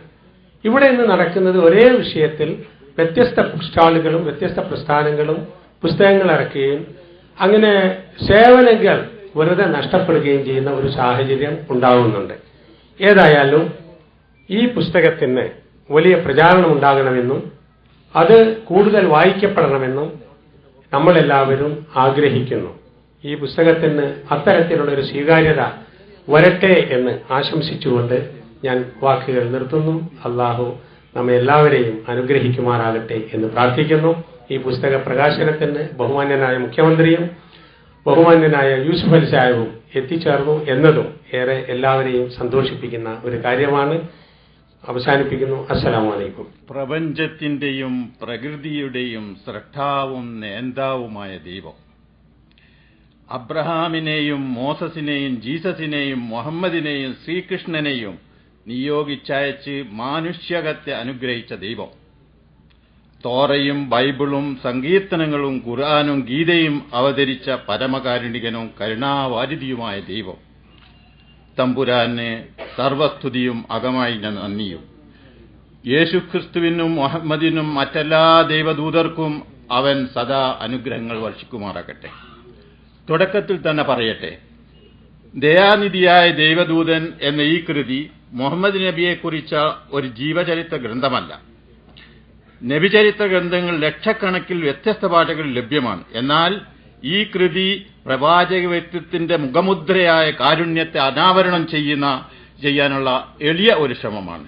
പ്രവാചകനെ നിയോഗിച്ച ദൈവം പ്രഖ്യാപിച്ചത് ഒമാ അർസൽനാക ഇല്ലാ റഹ്മത്തൽ ലിൽ ആലമീൻ, സർവ്വലോകങ്ങൾക്കും അനുഗ്രഹമായി മാത്രമാണ് നാം നിന്നെ നിയോഗിച്ചത്. ദൈവം മുഹമ്മദ് നബിക്ക് കൊടുത്ത ഏറ്റവും ഉന്നത സ്ഥാനവും ബഹുമതിയും അതുതന്നെ, അഥവാ ലോകാനുഗ്രഹി. എങ്ങനെ, എന്തുകൊണ്ട് അദ്ദേഹം ലോകാനുഗ്രഹിയായി എന്ന വിശദീകരണമാണ് ഈ ഗ്രന്ഥം. ഈ പരിപ്രേക്ഷ്യത്തിൽ പ്രവാചക വ്യക്തിത്വത്തെ പ്രകാശനം ചെയ്യുന്ന കൃതികൾ തുലവും കുറവാണ് ഏത് ഭാഷയിലും. ഈ വിടവ് നികത്താനുള്ള എളിയ ശ്രമമാണ് ഈ കൃതി. പ്രസിദ്ധ ബ്രിട്ടീഷ് ഗ്രന്ഥകർത്തി ഡോക്ടർ കാരൻ ആംസ്ട്രോങ് പ്രവാചകനെക്കുറിച്ച് 2 ഗ്രന്ഥങ്ങൾ എഴുതിയിട്ടുണ്ട്. Muhammad a prophet for our time, Muhammad നമ്മുടെ കാലഘട്ടത്തിന് അനുയോജ്യനായ പ്രവാചകൻ എന്നതാണ് ഒടുവിലെത്തിയത്. പാശ്ചാത്യ ലോകവും മുസ്ലിം ലോകവും തമ്മിലുള്ള ധ്രുവീകരണം ലഘൂകരിക്കാനും കൂടുതൽ സാമീപ്യവും സാധിക്കുവാനും പ്രവാചക വ്യക്തിത്വത്തിന്റെ പഠനം സഹായകമാവുമെന്ന് അവർ നിർദ്ദേശിക്കുന്നു. നാഗരികതകൾ തമ്മിലുള്ള സംഘട്ടനം, ക്ലാഷ് ഓഫ് സിവിലൈസേഷനെ കുറിച്ച ചൂടുപിടിച്ച ചർച്ചകൾ നടക്കുമ്പോൾ ഉന്നത പാശ്ചാത്യ ബുദ്ധിജീവികൾ ചിലരൊക്കെ ബെർണാഡ് ഷാ ലെവിസ് പോലെ ആ സംഘട്ടനത്തിന്റെ അനിവാര്യത ഊന്നിപ്പറയുകയും ചെയ്യുമ്പോൾ ഡോക്ടർ ആംസ്ട്രോങ്ങിന്റെ നിരീക്ഷണം ഏറെ പ്രസക്തമാണ്. മുഹമ്മദീയ വ്യക്തിത്വത്തിന്റെ കാരുണ്യഭാവം പ്രകാശിപ്പിക്കുന്ന കൃതികൾ സംഘട്ടനത്തിന് പകരം സഹകരണത്തിന്റെ വാതായനങ്ങൾ തുറക്കാൻ സഹായകമാകും. ദയാനിധിയായ ദൈവദൂതൻ ആ ഗണത്തിൽ പെടുമെന്നാണ് പ്രതീക്ഷ. പ്രവാചകനെക്കുറിച്ച ഏതാനും വരികൾ ഇവിടെ പ്രസക്തം മാത്രമല്ല അനിവാര്യവുമാണെന്ന് എനിക്ക് തോന്നുന്നു. രാത്രിയുടെ അന്തിമയാമങ്ങളിൽ വിസ്തൃത വിഹായസ്സിലെ താരാഗണങ്ങളെ നോക്കി അവരുടെ സൃഷ്ടാവിനെ ഓർത്ത് സാഷ്ടാംഗം വീണ് കണ്ണീർ വാർത്ത് നിലം നനക്കുന്ന പ്രവാചകൻ, മഴത്തുള്ളി വീണപ്പോൾ തന്റെ നാഥന്റെ ചാരത്തിൽ നിന്ന് ഇപ്പോൾ ഇറ്റി വീണതാണിത് കരീബ് അഹ്ദും ബി റബ്ബി എന്ന് ആത്മകഥം ചെയ്ത പ്രകൃതി സ്നേഹിയായ ദൈവദൂതൻ, പ്രപഞ്ചത്തിലെ ഓരോ വസ്തുവും ഓരോ ആറ്റവും ദൈവത്തിന് സ്തുതിഗീതങ്ങൾ പാടുന്നു എന്ന് ഖുർആനിലൂടെ പ്രഖ്യാപിച്ച പ്രകൃതി തൽപരനായ ദൈവദൂതൻ, പറവകളുടെ കളകളാര ആരവവും തവളയുടെ കരച്ചിലും പൂവൻ കോഴിയുടെ കൂവലും പ്രപഞ്ചകർത്താവിന്റെ സ്തുതിഗീതങ്ങളായി ദർശിച്ച ദൈവദൂതൻ, ഒരാൾ ഒരു ഉടുമ്പ് പുറ്റ് ചുട്ടുകരിച്ചപ്പോൾ അഗ്നിയുടെ നാഥനെ അഗ്നി കൊണ്ട് കരിക്കാൻ അധികാരമുള്ളൂ എന്ന് പ്രഖ്യാപിച്ച ജീവകാരുണികനായ ദൈവദൂതൻ, വ്യഭിചാരം ചെയ്തു പോയതിലുള്ള അടക്കവയ്യാത്ത കുറ്റബോധവുമായി സംസ്കരിച്ചു കിട്ടാനുള്ള അഭിലാഷവുമായി പ്രവാചക സന്നിധിയിലേക്കോടിയ സ്ത്രീയായ ഗാമിതിയെയും പുരുഷനായ മായിസിനോടും പിതൃവാത്സല്യത്തോടുകൂടി പെരുമാറിയ ദീനദയാലുവായ ദൈവദൂതൻ, വ്യഭിചാരത്തിന് അനുവാദം ചോദിച്ച യുവാവിനെ കണ്ണുരുട്ടി അകറ്റാതെ അതിവിദഗ്ധനായ മനഃശാസ്ത്രത്തിന്റെ പാടവത്തോടെ സൽപന്താവിലേക്കായ അനയിച്ച പുത്രവത്സനായ ദൈവദൂതൻ, 10,000 അടങ്ങുന്ന സൈന്യത്തെ നയിച്ച് മക്കാ വിജയത്തിൽ നിന്ന് പോകുമ്പോൾ ഒരു പട്ടി കുഞ്ഞിന് മുല കൊടുക്കുന്നത് കണ്ട മാത്രയിൽ ഒരു ഭടനെ പ്രത്യേകമായി അതിന്റെ കാര്യം നോക്കാൻ ഏൽപ്പിച്ച ജന്തുസ്നേഹിയായ ദൈവദൂതൻ, തന്റെ ഒരനുജനൻ അദ്ദേഹത്തിന്റെ അനിസ്ലാമിക കാലത്തെ ഒരു കൊടുംകൃതി അനുസ്മരിക്കവേ തന്റെ ഓമന പെൺകുട്ടിനെ ജീവനോടെ കുഴിച്ചുമൂടിയ കഥ വിവരിച്ചപ്പോൾ അർദ്ധപ്രജ്ഞനായി വീണ് കണ്ണീർ വാർത്ത കാരുണ്യമൂർത്തി മനുഷ്യചരിത്രത്തിലെ ആദ്യത്തെ ഭരണഘടന നിർമ്മിച്ച് ജൂതന്മാരെയും ക്രിസ്ത്യാനികളെയും മുസ്ലിങ്ങളെയും കോർത്തിണക്കി സൗഹൃദ ബന്ധുരമായ ബഹുസ്വര സമൂഹത്തിന്റെ മാതൃക കാണിച്ച ദയാനിധിയായ രാഷ്ട്രനായകൻ. തായിഫിലെ ശത്രുക്കൾ കല്ലെറിഞ്ഞ് കാലിൽ നിന്ന് രക്തമൊലിച്ച് കുന്തി നടക്കവേ പർവ്വതം അവരുടെ മേൽ വീഴ്ത്തി ശിക്ഷിക്കട്ടെ എന്ന് മാലാക്ക വന്ന് പറഞ്ഞപ്പോൾ റബ്ബിയുഫിൽ കൗമി ഫൈനഹും ലാ യഅലമൂൻ, എന്റെ ജനം അറിവില്ലാത്തവരാണ്, അവർക്ക് പുറത്തു കെടുക്കണമെന്ന് എന്റെ നാഥ എന്ന് പ്രാർത്ഥിച്ച തുല്യതയറ്റ മനുഷ്യസ്നേഹി. 10 വർഷം മർദ്ദന പീഡനങ്ങൾ കൊണ്ട് വീർപ്പുമുട്ടിച്ച് നാട്ടിൽ നിന്നും വീട്ടിൽ നിന്നും അട്ടിയോടിച്ച ഖുറൈശി നേതാക്കളോട് മക്കാ വിജയഘട്ടത്തിൽ നിങ്ങൾ സ്വതന്ത്രരാണ്, ലാ തസ്രീബ അലൈക്കുമുൽ യൗം എന്ന് പ്രഖ്യാപിച്ച പ്രതികാരവാഞ്ച തൊട്ടുതീണ്ടാത്ത കാരുണ്യത്തിന്റെ മൂർത്തിവൽഭാവം. അന്ത്യദിനം ആസന്നമായാലും കയ്യിലുള്ള തൈ നടാൻ നിർദ്ദേശിച്ച് പരിസ്ഥിതി സംഹാരത്തിനെതിരെ വിരൽ ചൂണ്ടിയ പ്രകൃതി സംരക്ഷകൻ. ക്ഷീണിതയായ ഒട്ടകം അവശേതയെക്കുറിച്ച് അവലാതി സമർപ്പിച്ചോൾ അതിനെ സസ്നേഹം തലോടി ഉടമസ്ഥനെ കർശനമായി ഗുണരോധനം ചെയ്ത ജീവകാരുണികനായ ദൈവദൂതൻ. തന്റെ വഴി ചപ്പ് ചവറുകളിച്ച് നിരന്തരം തന്നെ ദ്രോഹിച്ച ജൂതബാലൻ രോഗിയായപ്പോൾ അവനെ സന്ദർശിച്ച് ആശ്വാസമേകിയ മനുഷ്യസ്നേഹി. ഇങ്ങനെ പോയാൽ ഈ പട്ടിക നീണ്ടുപോകും. സമയം അതിനനുവദിക്കുന്നില്ല. ദയാനിധിയായ ഈ ദൈവദൂതനാണ് ഇന്ന് ലോകത്ത് രക്തദാഹിയായ രാക്ഷസനും രണോത്സുകനായ ഭീകരനും ബുദ്ധക്കൊതിയനും മതഭ്രാന്തനും തീവ്രവാദിയും ഒക്കെയായി ചിത്രീകരിക്കപ്പെടുന്നത്. ഈ ക്രൂരദൃശ്യം കാണുമ്പോൾ ഉള്ള വേദനയാണ്, അടക്കാൻ വയ്യാത്ത വേദനയാണ് ഈ കൃതിക്ക് പിന്നിലെ ചാലകശക്തി എന്ന് ഞാൻ പറയട്ടെ. നമ്മുടെ രാഷ്ട്രപിതാവ് മഹാത്മാഗാന്ധി ഇவ்விധം ചിത്രീകരിക്കപ്പെട്ടാൽ നാം ഒക്കെ മതഭേദമന്യേ ദുഃഖിക്കേണ്ടതില്ലേ? വേദനിക്കുകയില്ലേ? തീർച്ചയായും ദുഃഖിക്കും, വേദനിക്കും. അദ്ദേഹം ഭാരതീയർക്ക് മാത്രമല്ല മനുഷ്യലോകത്തിന് മുഴുവൻ മാതൃകയായിരുന്നു. പ്രവാചകനെക്കുറിച്ച് 2 വാള്യങ്ങൾ വായിച്ചു തീർത്തപ്പോൾ 3ാമത്തെ വാള്യമില്ലാത്തതിൽ നഷ്ടബോധം അനുഭവപ്പെട്ട മഹാനുഭാവൻ ദയാനിധിയായ ദൈവദൂതന്റെ പ്രകീർത്തകനായിരുന്നു. മഹാത്മാജിയുടെ ആ നഷ്ടബോധ വികാരവും പ്രവാചകനോടുള്ള അദ്ദേഹത്തിന്റെ ബഹുമാനാദരവും മതഭേദമന്യേ നമ്മയെല്ലാം സ്വാധീനിക്കുമാറാകട്ടെ എന്നാണ് എന്റെ പ്രാർത്ഥന. ദയാനിധിയായ ദൈവദൂതൻ ലോകമാസകലം പ്രചണ്ഡമായ സ്വഭാവഹത്യക്കും അടിസ്ഥാനരഹിതമായ ആരോപണങ്ങൾക്കും വിധേയമാകുന്ന ഈ ഘട്ടത്തിൽ വിശേഷിച്ചും പ്രവാചക വ്യക്തിത്വത്തെക്കുറിച്ച് അടുത്തറിയാനും അദ്ദേഹത്തെക്കുറിച്ച് അജ്ഞതയും അന്ധതയും മാനുഷികത്തിന് തന്നെ എന്ത് നഷ്ടം വരുത്തിവെക്കുമെന്ന് തിരിച്ചറിയാനും ഈ കൃതി സഹായകമാകുമെന്ന് ഞാൻ പ്രതീക്ഷിക്കുന്നു. അതിനായി ഈ സദസ്സിനെ വിനീതമായി ആഹ്വാനം ചെയ്യുന്നു. സ്റ്റേജ് വിടും മുമ്പ് അധികം സമയമെടുക്കൂല. ഈ ഗ്രന്ഥത്തിന് പ്രശംസകൾ എഴുതിയവരെ കുറിച്ച് ഒരു വാക്ക്. അവരെല്ലാം ഈ സമ്മേളനത്തിൽ പങ്കെടുപ്പിക്കാനായിരുന്നു എന്റെ ആഗ്രഹം. ആദ്യമായി ഡോക്ടർ യൂസുഫ് കർലാവി. അദ്ദേഹം 84 വയസ്സ് കഴിഞ്ഞു. എന്നിട്ടും അദ്ദേഹം അറബ് ലോകത്തെ മുഴുവൻ വിപ്ലവങ്ങൾക്കും ആത്മീയ നേതൃത്വം നൽകിക്കൊണ്ട് സഞ്ചരിച്ചുകൊണ്ടിരിക്കുകയാണ്. പക്ഷേ അദ്ദേഹത്തിന് ഇവിടെ വരാൻ കഴിഞ്ഞില്ല. അദ്ദേഹത്തിന്റെ വാക്കുകൾ മുഖവുര നിങ്ങൾക്ക് ഇതിൽ വായിക്കാം. പിന്നെ ഷെയ്ഖ് റാസിൽ ഖന്നൂഷി, അദ്ദേഹവുമായി ഈ ലേഖകൻ സംസാരിച്ചു. പുതിയ തുനീഷ്യയുടെ രാഷ്ട്രപിതാവ് എന്നിപ്പോൾ അദ്ദേഹത്തെ നമുക്ക് വിശേഷിപ്പിക്കാം. ഈ സദസ്സിന് അദ്ദേഹത്തിന് നൽകുന്ന സന്ദേശം ഇതാണ്: ഒരു പൂർണ്ണ ജനാധിപത്യ ക്രമത്തിലേക്ക് സാവധാനമെങ്കിലും സുസ്ഥിരമായി നീങ്ങിക്കൊണ്ടിരിക്കുകയാണ് തുനീഷ്യ. അദ്ദേഹത്തിന്റെ മോഡൽ യഥാർത്ഥത്തിൽ മുസ്ലിം രാഷ്ട്രങ്ങളൊന്നും തുർക്കി പോലുമല്ല, വെൽഫെയർ സ്റ്റേറ്റായ സ്വിറ്റ്സർലൻഡാണ് അദ്ദേഹം തുനീഷ്യക്ക് മാതൃകയായി കാണുന്നത്. അദ്ദേഹത്തിന്റെ ആ ദീർഘദൃഷ്ടിയിൽ ദൈവം അനുഗ്രഹം വർഷിക്കുമാറാകട്ടെ. പിന്നീട് ഡോക്ടർ അൻവർ ഇബ്രാഹിം, അദ്ദേഹം ഇതിൽ പങ്കെടുക്കാൻ ആഗ്രഹം പ്രകടിപ്പിച്ചിരുന്നു. പക്ഷേ രാഷ്ട്രീയ അവസ്ഥ മലേഷ്യ വിടാൻ അദ്ദേഹത്തിന് അനുവദിച്ചില്ല. ഡോക്ടർ ജോൺ എസ്പെസിറ്റോ, അദ്ദേഹം ഇസ്ലാമിനെ കുറിച്ച് 40 വർഷം പഠിച്ച അദ്ദേഹമാണ്. വാഷിംഗ്ടണിലെ ജോർജ് ടൗൺ യൂണിവേഴ്സിറ്റിയിലെ പ്രൊഫസറാണ്.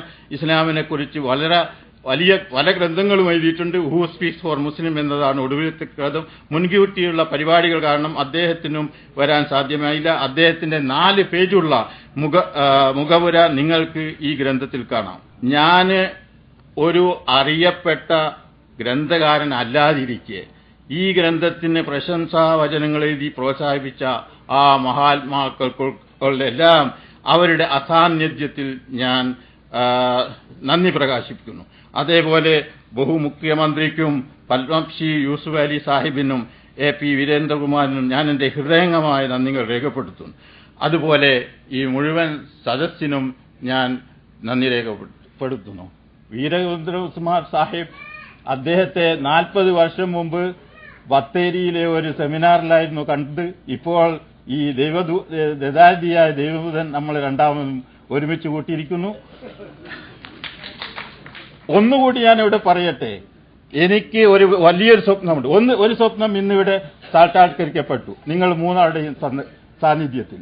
മറ്റൊരു സ്വപ്നമുണ്ട്, ഞാൻ നിങ്ങൾ സാഹസിനെ സാക്ഷ്യപ്പെടുത്തുന്നു. അമേരിക്കയിൽ ടൊറന്റോവിൽ 15,000 ആളുകൾ പങ്കെടുക്കുന്ന ഒരു മഹാസദസ്സിൽ വെച്ച് ഈ പ്രവാചകനുമായി ബന്ധപ്പെട്ട ഒരു പരിപാടി ഉണ്ടാവും. 10 മാസമുണ്ട്, 10 മാസം തരാം. അപ്പോൾ നിങ്ങൾ അതിന് പങ്കെടുക്കണമെന്ന് ഞങ്ങൾ ക്ഷണിക്കുന്നു. ഓക്കെ. ഇനി കൂടാതെ പ്രത്യേക നന്ദി അർഹിക്കുന്ന 4 പേരുണ്ട്. ദൈവത്തെ കഴിഞ്ഞാൽ അവരുടെ ശ്രമങ്ങളാണ് ഈ സ്വപ്നം യാഥാർത്ഥ്യമാക്കിയത്. ഒന്നാമതായി KP കമാലുദ്ദീൻ സാഹിബ്. അദ്ദേഹം ഈ പുസ്തകത്തെ ഒരു നോവൽ പോലെ വായിച്ചു പോകാനുള്ള രൂപത്തിൽ അത്രയും അയത്ന ലളിതമായ ഭാഷയിൽ ഇത് മലയാളത്തിലേക്ക് വിവർത്തനമല്ല, ഒരു കണക്കിൽ യഥാർത്ഥത്തിൽ ഈ ഒരുപാട് മാറ്റങ്ങൾ വരുത്തിയിട്ടുണ്ട്. ഇനി ഈ മലയാളം പതിപ്പായിരിക്കും വരാൻ പോകുന്ന വിവിധ ഭാഷകളിലേക്കുള്ള തർജ്ജമക്കുള്ള ഒറിജിൻ ഇതായി മാറും ഇൻഷാ അല്ലാഹ്. പിന്നെ നമ്മുടെ PC ഫൈസൽ സാഹിബ്, നിങ്ങൾ അറിയോ, ദയാനിധിയായ ദൈവദൂതൻ എന്ന ആ ടൈറ്റിൽ അദ്ദേഹത്തിൻ്റെതാണ്. അദ്ദേഹമാണ് ആ ടൈറ്റിൽ നിർദ്ദേശിച്ചത്. അതേപോലെ തന്നെ അദ്ദേഹം കുറെ മാസങ്ങളായി ഈ 3 പേരെയും, ബഹുമാനപ്പെട്ട മുഖ്യമന്ത്രിയെയും യൂസുഫ് അലി സാഹിബിനെയും ഇങ്ങനെ അക്ഷരാർത്ഥത്തിൽ നേൽ പോലെ പിന്തുടർന്നുകൊണ്ടാണ് ഇവിടെ എത്തിച്ചത്. അദ്ദേഹത്തിന് അഗാധമായ നന്ദി. പിന്നെ VP അബൂബക്കർ സാഹിബ്, യഥാർത്ഥത്തിൽ ഈ മലയാളത്തിലേക്കുള്ള ഈ പരിഭാഷയുടെ ആശയം തന്നെ അദ്ദേഹത്തിന്റെ വീട്ടിലിരുന്ന് 2 വർഷം മുമ്പ് ഉണ്ടായതാണ്. അതുമുതൽ അദ്ദേഹം ഇതിന് പൂർണ്ണമായ സഹകരണവും നൽകിക്കൊണ്ടിരിക്കുകയാണ്. അള്ളാഹു അദ്ദേഹത്തിന് അനുഗ്രഹിക്കട്ടെ. പിന്നെ ഡോക്ടർ അഹമ്മദ്, ഈ പുസ്തകത്തിന്റെ എല്ലാം പിന്നിൽ ഒരു ഫൗണ്ടേഷൻ ഉണ്ട്, messenger of mercy foundation. Doctor Ahmed അതിന്റെ ആദ്യം മുതലേ അതിന് വളരെയധികം പ്രോത്സാഹനവും സഹകരണവും നൽകിക്കൊണ്ടിരുന്നു. അദ്ദേഹത്തിനും ഞാൻ നന്ദി പറയുന്നു. Abubakar Sahib is here and doctor Ahmed ഇവിടെ അല്ലേ, ഫൈസലിനെ പറയേണ്ടതില്ലേ, ഡോക്ടർ അഹമ്മദ് വന്നില്ലേ. ഏതാട്ടെ, അവസാനമായി ഞാൻ തീർക്കുകയാണ്. ഒറ്റ സന്ദേശം. അവസാനമായി മനുഷ്യസ്നേഹത്തിന്റെയും പ്രവാചക കാരുണ്യത്തിന്റെയും മതസൗഹാർദ്ദത്തിന്റെയും മാനവ ഐക്യത്തിന്റെയും മഹത്തായ സന്ദേശവുമായി നിങ്ങളെല്ലാം വിടുമെന്ന് പ്രത്യാശിക്കുന്നു, പ്രാർത്ഥിക്കുന്നു. വാഖിറു ദഅവാന അനിൽ ഹംദുലില്ലാഹി.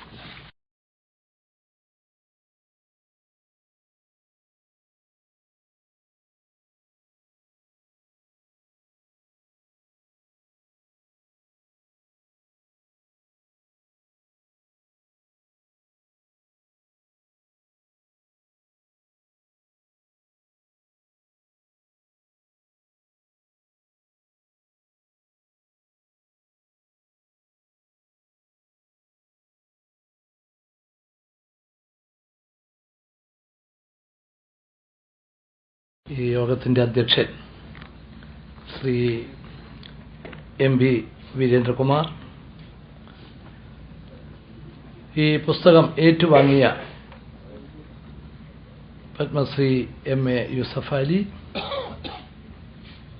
ഈ പുസ്തകത്തിൻ്റെ ഗ്രന്ഥകർത്താവ് ജനാബ് TK ഇബ്രാഹിം, നമ്മുടെ പ്രിയപ്പെട്ട MP Shri MK Raghavan, Shri KC Abu, doctor PC Anwar, മറ്റ് സ്റ്റേജിലും സദസ്സിലുമുള്ള ബഹുമാന്യരെ, സുഹൃത്തുക്കളെ, പ്രവാചകനെക്കുറിച്ചുള്ള ഒരു പുസ്തകം പ്രകാശനം ചെയ്യാൻ ഭാഗ്യം കിട്ടിയ ആ സന്തോഷത്തിലും അഭിമാനത്തിലുമാണ് ഞാൻ നിങ്ങളെ അഭിമുഖീകരിക്കുന്നത്.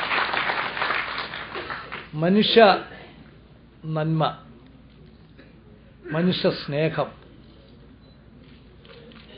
അത് നിഴലിച്ചു നിൽക്കുന്ന ഉപദേശങ്ങളാണ്, മാർഗനിർദ്ദേശങ്ങളാണ് പ്രവാചകൻ ലോകത്തിന് നൽകിയിട്ടുള്ളത്. ആ സന്ദേശങ്ങൾ ലോകത്തിന് ശക്തി പകരുന്ന, നന്മയിലേക്ക് മനുഷ്യനെ നയിക്കുന്ന ആ ഉപദേശങ്ങൾ ലോകത്തിനെന്നും വിലപ്പെട്ടതാണ്. ദയാനിധിയായ ദൈവദൂതൻ ശ്രീ ജനാബ് ടി കെ ഇബ്രാഹിം അതിനെക്കുറിച്ച് ഇവിടെ ചുരുക്ക വാചകങ്ങളിൽ ഇവിടെ സൂചിപ്പിക്കുകയുണ്ടായി. ശാന്തിയുടെയും സാഹോദര്യത്തിന്റെയും സന്ദേശം ലോകത്തിന് നൽകിയ ആ പ്രവാചകന്റെ ആ വാക്കുകൾ, ആ സന്ദേശങ്ങൾ പുതിയ രൂപത്തില്, ഭാവത്തില്, ശക്തിയില് ജനങ്ങളിലെത്തിക്കുന്നതിനുള്ള അദ്ദേഹത്തിന്റെ ശ്രമം ഏറ്റവും വിജയിക്കട്ടെ എന്ന് ഞാൻ ആദ്യമായി ആശംസിക്കുകയാണ്. ശ്രീ എം പി വീരേന്ദ്രകുമാർ ഇവിടുണ്ട്. അദ്ദേഹം മുൻകൈയെടുത്ത് മാതൃഭൂമി ബുക്ക് ഹൗസ് അത് പ്രസിദ്ധീകരിക്കുന്നു എന്നറിയുന്നതിൽ വളരെയധികം സന്തോഷമുണ്ട്. വിഭാഗീയതയ്ക്കതീതമായി മനുഷ്യ സ്നേഹത്തിന്, സമൂഹത്തിന്റെ നന്മയ്ക്ക് പ്രാധാന്യം നൽകിക്കൊണ്ട് അതിലേക്ക് എല്ലാം കേന്ദ്രീകരിച്ചുകൊണ്ട് പ്രവർത്തിക്കാൻ നമുക്ക് ഓരോരുത്തർക്കും പ്രവാചകന്റെ ഉപദേശങ്ങൾ, നിർദ്ദേശങ്ങൾ, ആ മഹത്തരമായ വാക്യങ്ങൾ നമുക്ക് എന്നും പ്രചോദനം നൽകട്ടെ എന്ന് ഞാൻ ആശിക്കുന്നു, ഞാൻ പ്രാർത്ഥിക്കുന്നു. നമസ്കാരം. പുസ്തക പ്രകാശന വേദി ധന്യമാക്കിയ പത്മശ്രീ യൂസുഫ് അലി പുസ്തകം ഏറ്റുവാങ്ങിയതോടനുബന്ധിച്ച് സദസ്സിനോട് സംസാരിക്കുന്നു.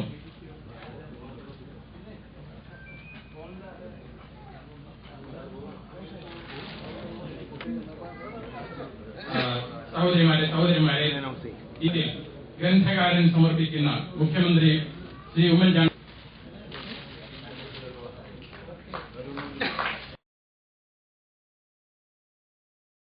السلام عليكم ورحمة الله وبركاته. والصلاة والسلام على رسول الله صلى الله عليه وسلم. بسم الله الرحمن الرحيم. In the name of God, the most merciful, the most beneficent. സദസ്സിൽ ഉപവിഷ്ടരായ ബഹുമാന്യരെ, സഹോദരി സഹോദരന്മാരെ, വേദിയിൽ ഉപവിഷ്ടരായ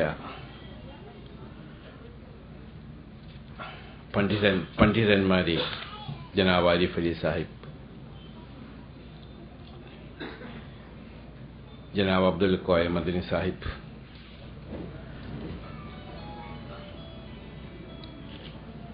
ജനാബ് ഹുസൈൻ മടവൂർ സാഹിബ്, മാധ്യമ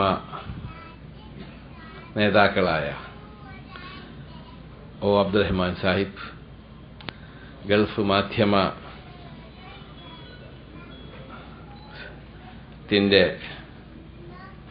സാരഥി, കാരണം ഗൾഫുകാർക്ക് ഏറ്റവും പരിചയം ഒരുപക്ഷെ ഹംസ അബ്ബാസ് സാഹിബിനെ ആയിരിക്കും. ഹംസ അബ്ബാസ് സാഹിബ് അവർ, മറ്റ് ഒ അബ്ദുറഹ്മാൻ സാഹിബ്, മറ്റ്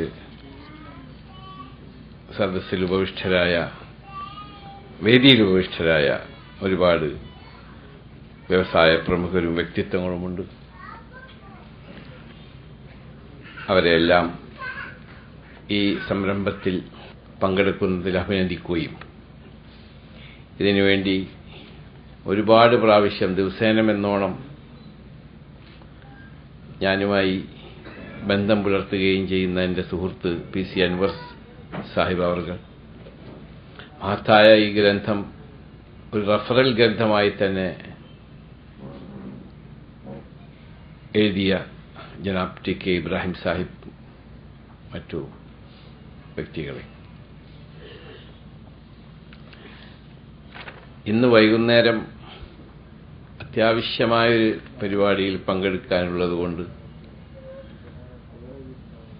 ഞാൻ വളരെ ബുദ്ധിമുട്ടിയാണ്. കാരണം ഇന്ന് 7 മണിക്ക് എനിക്ക് അബുദാബിയിലെത്തണം.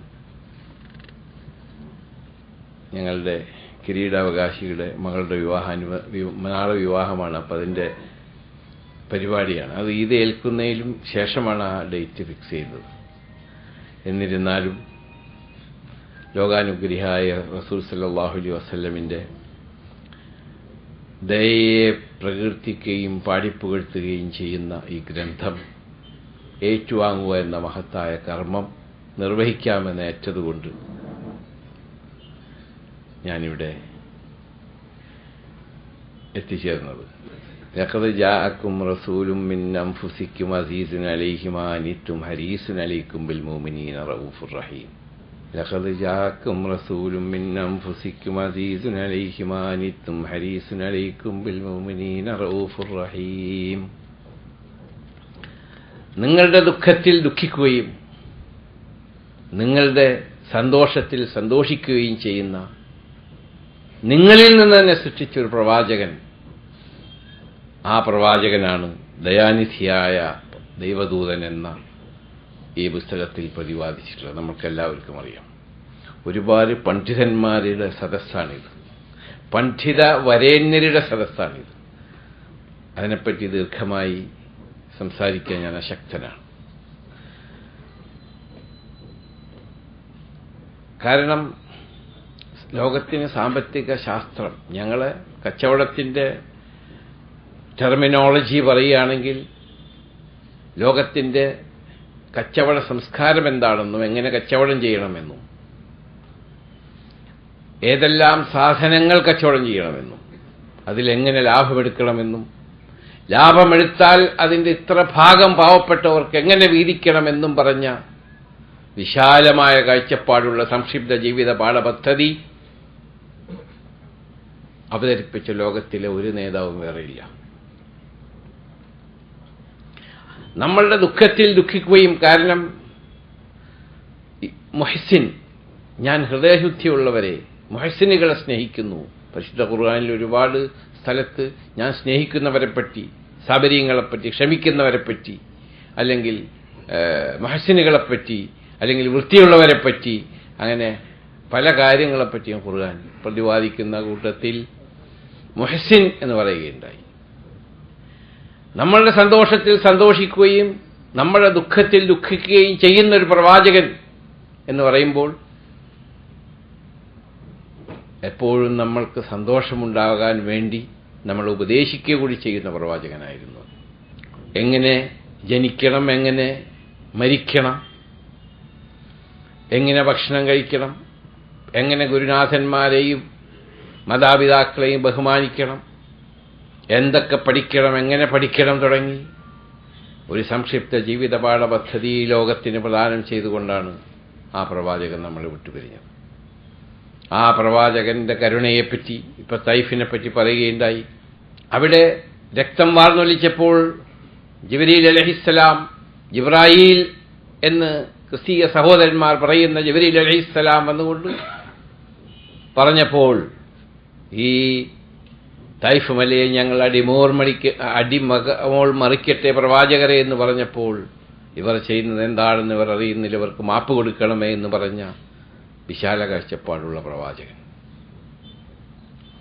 ദുഃഖവും വേദനയും ബുദ്ധിമുട്ടും സഹിച്ചുകൊണ്ട് അദ്ദേഹത്തെ ഫോളോ ചെയ്ത the followers of the Muhammad peace be upon him, ഇംഗ്ലീഷുകാരതിനെപ്പറ്റി ചെയ്ത the followers of the Muhammad, നമ്മൾ സഹാബാക്കൾ, അവരെ വരെയും അദ്ദേഹത്തെ ഫോളോ ചെയ്തതുകൊണ്ട് സാബിഖൂനൽ അവ്വലൂന മിനൽ മുഹാജിരീന വൽ അൻസാർ അല്ലദീന തബിഊഹും ബിഇഹ്സാനിൻ റളിയല്ലാഹു അൻഹു. പ്രവാചകരെ അങ്ങയോടൊപ്പം വളരെ ബുദ്ധിമുട്ടും വിഷമവും സഹിച്ച് മക്കയിൽ നിന്ന് മദീനയിലേക്ക് പലായനം ചെയ്ത ആ മുഹാജിറുകളെയും അവരെ സന്തോഷം വെൽക്കം ചെയ്ത അൻസാറുകളെയും ഞാനിതാ പൊരുത്തപ്പെട്ടിരിക്കുന്നു. ഞാൻ അവർക്ക് സ്വർഗം എഴുതി വെച്ചിരിക്കുന്നു. അദ്ദേഹത്തെ ഫോളോ ചെയ്ത അവർക്കുള്ള നേരിട്ടുള്ള ഓർഡറാണ്. ആ ദയാനിധിയായ ദൈവദൂതന്റെ ചരിത്രത്തെപ്പറ്റി വളരെ വ്യാപ്തിയായി വളരെയധികം ബുദ്ധിമുട്ടി ഒരുപാട് ഗ്രന്ഥങ്ങൾ റെഫർ ചെയ്തുകൊണ്ട് അത് വായിക്കുന്നവർക്കറിയാം അദ്ദേഹം ഏതൊക്കെ പുസ്തകം അതിന് റെഫർ ചെയ്തിട്ടുണ്ട് ചെയ്തുകൊണ്ട് ബുദ്ധിമുട്ടി ഈ പുസ്തകം രചിച്ച അദ്ദേഹത്തിന് അല്ലാഹു ആരോഗ്യവും ആയുസ്സും പ്രദാനം ചെയ്യട്ടെ, ആമീൻ. അതോടൊപ്പം അദ്ദേഹത്തിന്റെ ഈ പ്രവൃത്തി സൽക്കർമ്മമായി സ്വീകരിക്കട്ടെ, ആമീൻ എന്ന് പ്രാർത്ഥിച്ചുകൊണ്ട് ഇതിനുവേണ്ടി സഹായം ചെയ്ത എൻ്റെ സുഹൃത്ത്, അതുപോലെ ഇതിനുവേണ്ടി സാഹചര്യമൊരുക്കിയ മറ്റ് എൻ്റെ സുഹൃത്തുക്കൾ എല്ലാവർക്കും അതിൻ്റേതായ രീതിയിലും രൂപത്തിലും ഭാവത്തിലും അല്ലാഹു ഗുണം പ്രദാനം ചെയ്യട്ടെ എന്ന് പ്രാർത്ഥിച്ചുകൊണ്ട് വിനീതനായ എന്നെ ഈ മഹത്തായ കർമ്മം നിർവഹിക്കാൻ തെരഞ്ഞെടുത്തതിലുള്ള എൻ്റെ അനർഘമായ കൃതജ്ഞതയും ചൈതാർത്ഥ്യവും രേഖപ്പെടുത്തിക്കൊണ്ടും നിങ്ങൾക്കെല്ലാവർക്കും സമാധാനവും ശാന്തിയും നന്മയും ആരോഗ്യവും പ്രദാനം ചെയ്യട്ടെ എന്ന് പ്രാർത്ഥിക്കുന്നതോടൊപ്പം നമ്മളുടെ കുടുംബങ്ങളിൽ നിന്ന് നമ്മുടെ രക്തബന്ധത്തിൽ നിന്ന് മരണപ്പെട്ടു പോയ എല്ലാവരുടെയും ആഖിറം അല്ലാഹു സുബ്ഹാനഹു വതആല വെളിച്ചമായി കൊടുക്കട്ടെ, ആമീൻ എന്ന് പ്രാർത്ഥിച്ചുകൊണ്ട് ഞാൻ അവസാനിപ്പിക്കട്ടെ. അസ്സലാമു അലൈക്കും.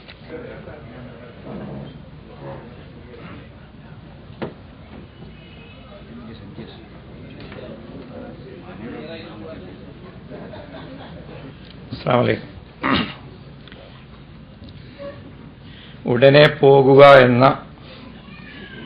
മഹത്വം സദസ്സിൽ നിന്ന് മനസ്സിലാക്കി ചോദിച്ചു വാങ്ങിയതാണ് ഈ സന്ദർഭം. ഈ സദസ്സിലിരിക്കുന്നവരെയും സ്റ്റേജിലിരിക്കുന്നവരെയും വീക്ഷിച്ചപ്പോൾ സാധാരണ ടി വിയിൽ വരാറുള്ള ഒരു പരസ്യമാണ് ഓർമ്മ വന്നത്, ദൈവമുണ്ട്. ആ പരസ്യത്തിലുള്ള അടിസ്ഥാനത്തിലുള്ള ശ്രദ്ധേയമായ വസ്തുത, സ്റ്റേജിലിരിക്കേണ്ടതായ ഒരുപാട് മഹാന്മാരെ സദസ്സിലിരുത്തുകയും സദസ്സിലിരിക്കേണ്ട എന്നെപ്പോലെയുള്ളവരെ സ്റ്റേജിലിരുത്തുകയും ചെയ്യുക എന്നതാണ് ദൈവത്തിന്റെ ജോലി. അതുകൊണ്ട് ദൈവമുണ്ട്. എനിക്ക് ഈ വിഷയത്തെ സംബന്ധിച്ച് പറയാനുള്ള അർഹതയില്ല. കാരണം ഞാൻ താടി വളർത്തിയിട്ടില്ല. എൻ്റെ മകൻ ഡോക്ടർ ഉമർ ഒ തസ്നീം പ്രവാചക ജീവിതം ഈ ഇംഗ്ലീഷ് ഭാഷയിൽ കാവ്യാത്മകമായി അവതരിപ്പിക്കുകയും പ്രസിദ്ധീകരിക്കുകയും ചെയ്തു.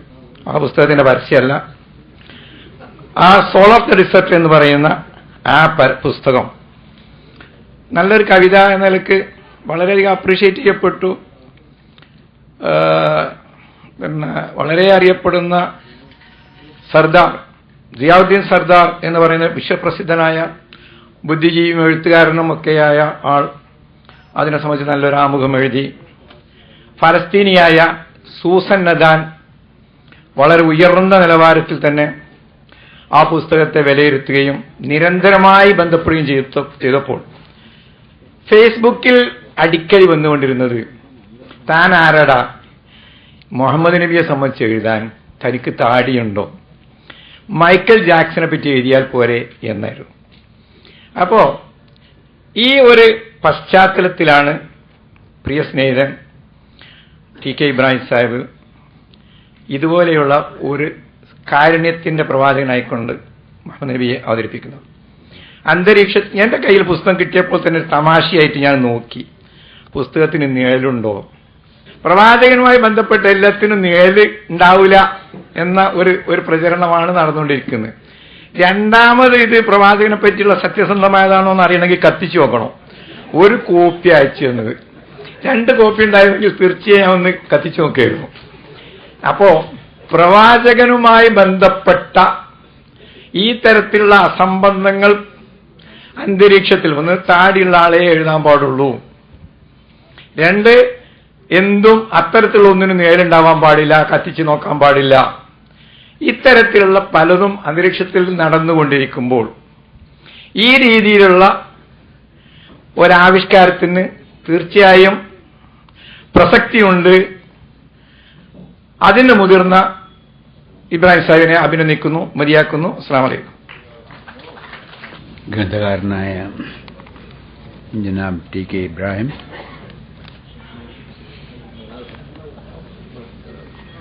വേദിയിൽ സന്നിഹിതരായ ശ്രീ അബ്ദുറഹ്മാൻ തുടങ്ങിയ സുഹൃത്തുക്കളെ, സദസ്സിലുള്ള സ്നേഹിതരെ, നേരത്തെ അബ്ദുള്ള സാഹിബ് പറഞ്ഞ ഗുണവിശേഷങ്ങൾ ആലോചിച്ചാൽ പ്രവാചകനെ പറ്റി സംസാരിക്കാൻ എനിക്ക് അർഹത ഉണ്ടാവില്ല. പക്ഷെ അതുണ്ടെന്ന് വിശ്വസിക്കുന്ന ഒരാളാണ് ഞാൻ. കാരണം ഭാരതീയരായ ജനങ്ങൾക്ക് പ്രവാചകൻ ഒരു അന്യനല്ല. പ്രത്യേകിച്ചും ഹിന്ദുക്കളായ ജനങ്ങളെ സംബന്ധിച്ചിടത്തോളം എല്ലാ സമൂഹത്തിലും എല്ലാ കാലഘട്ടത്തിലും ദിവ്യത്വമുള്ള മനുഷ്യർ, ദൈവിക സന്ദേശം വഹിക്കുന്ന മനുഷ്യർ ആചാര്യന്മാരായി ജീവിച്ചിരുന്നു എന്ന് വിശ്വസിക്കുന്ന ഒരു കൂട്ടരാണ് ഭാരതീയർ. പണ്ടൊക്കെ ഉണ്ട് അങ്ങനെയാണ്. പാശ്ചാത്യ രാജ്യങ്ങളിൽ യഹൂദ മതമുണ്ട്, അവരുടെ തോറ മുതലായ ഗ്രന്ഥങ്ങൾ, അതിലൊരുപാട് പ്രവാചകന്മാരെ പറ്റി പറയുന്നുണ്ട്. അത് കഴിഞ്ഞാൽ ഈ പഴയ നിയമത്തിലെ പ്രവാചകന്മാരെ കഴിഞ്ഞാൽ ക്രിസ്തുമത വിശ്വാസികൾ അതെല്ലാം അംഗീകരിക്കുന്നവർ, മോസസ് മുതലായിട്ടുള്ള എല്ലാവരെയും, യോഹന്നാൻ വരെ. അത് കഴിഞ്ഞാൽ ഒരാളെ കൂടെ അവരുടെ കൂട്ടത്തിൽ കൂട്ടുന്നു, യേശു ക്രിസ്തുവിനെ. അത്രയും പ്രവാചകരെ അംഗീകരിച്ചതിന് ശേഷം ഒരാളെ കൂടി കൂട്ടി. അത് അവസാനത്തതാണ് അവരെ സംബന്ധിച്ചിടത്തോളം. മുസ്ലിങ്ങളാണെങ്കിൽ അതെല്ലാം അംഗീകരിക്കുന്നു. മോസസ് മുതൽക്ക് മൂസാ നബി എന്ന് പറഞ്ഞ ജീസസ് അടക്കം ഈസാ നബി വരെ എല്ലാവരെയും അംഗീകരിക്കുന്നു. അതിന് ഒന്നുകൂടെ കൂട്ടി ചേർക്കുന്ന ഒരു പേര് കൂടിയിട്ട്, പ്രവാചകനായ മുഹമ്മദ് നബിയുടെ പേര്. ഹിന്ദുക്കളെ സംബന്ധിച്ചിടത്തോളം ഇവരെല്ലാം പ്രവാചകരാണ്, ഇവരെല്ലാം ആചാര്യന്മാരാണ്. കാരണം ഈ ദൈവിക അംശം ഉള്ള ജനങ്ങൾ, മനുഷ്യർ എല്ലാ കാലത്തും ജീവിച്ചിരുന്നെന്നും അവരെ കൊണ്ടാണ് ലോകം ധാർമ്മികതയുടെ വഴികളിലൂടെ കുറച്ചെങ്കിലും സഞ്ചരിക്കാനിടയായതെന്നും വിശ്വസിക്കുന്നവരാണ് ഇവിടെയുള്ള ആളുകൾ. കേരളീയരെ സംബന്ധിച്ചിടത്തോളം ഒരു പ്രത്യേകതയുണ്ട്. പ്രവാചകന്റെ മതം ഇവിടെ കടന്നു വന്നത്, കേരളക്കരയിൽ കടന്നു വന്നത് കേരളത്തിലെ പഴയ ഒരു രാജാവിൻ്റെ, ഒരു പെരുമാളുടെ ക്ഷണനപ്രകാരമാണ്.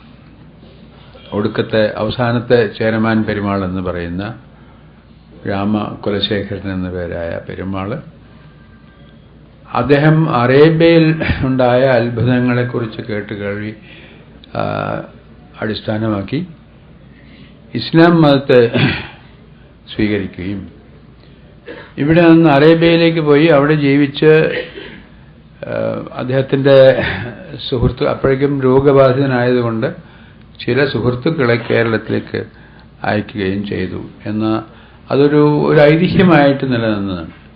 ഈ ഐതിഹ്യം ശരിയാണോ തെറ്റാണോ, ചരിത്ര യാഥാർത്ഥ്യമാണോ അല്ലേ എന്നൊക്കെ കുറേ കാലമായിട്ട് ആളുകൾ തർക്കിച്ചുകൊണ്ടിരുന്നു. ഇന്ന് നമുക്ക് വ്യക്തമായിട്ട് അറിയാവുന്ന ഒരു കാര്യം ഈ ഐതിഹ്യം യാഥാർത്ഥ്യമാണ് എന്നുള്ളതാണ്. കാരണം അതിനെ പിന്താങ്ങുന്ന ഒരുപാട് പ്രമാണങ്ങൾ, തെളിവുകൾ, സമകാലിക രേഖകൾ കഴിഞ്ഞ നൂറ്റാണ്ടിൽ പുറത്തു വരികയുണ്ടായി. അപ്പോൾ പ്രവാചകന്റെ മതത്തെ സ്വീകരിച്ച് കേരളത്തിൽ നിന്ന് പോയ പെരുമാള്, അദ്ദേഹം ഇങ്ങോട്ട് അയച്ച സന്ദേശവാഹകൻ ആണ് ഇവിടെ ആദ്യമായിട്ട് 10 മുസ്ലിം പള്ളികൾ സ്ഥാപിച്ചതെന്ന് ആണ് കഥയിലുള്ളത്, ഐതിഹ്യത്തിലുള്ളത്.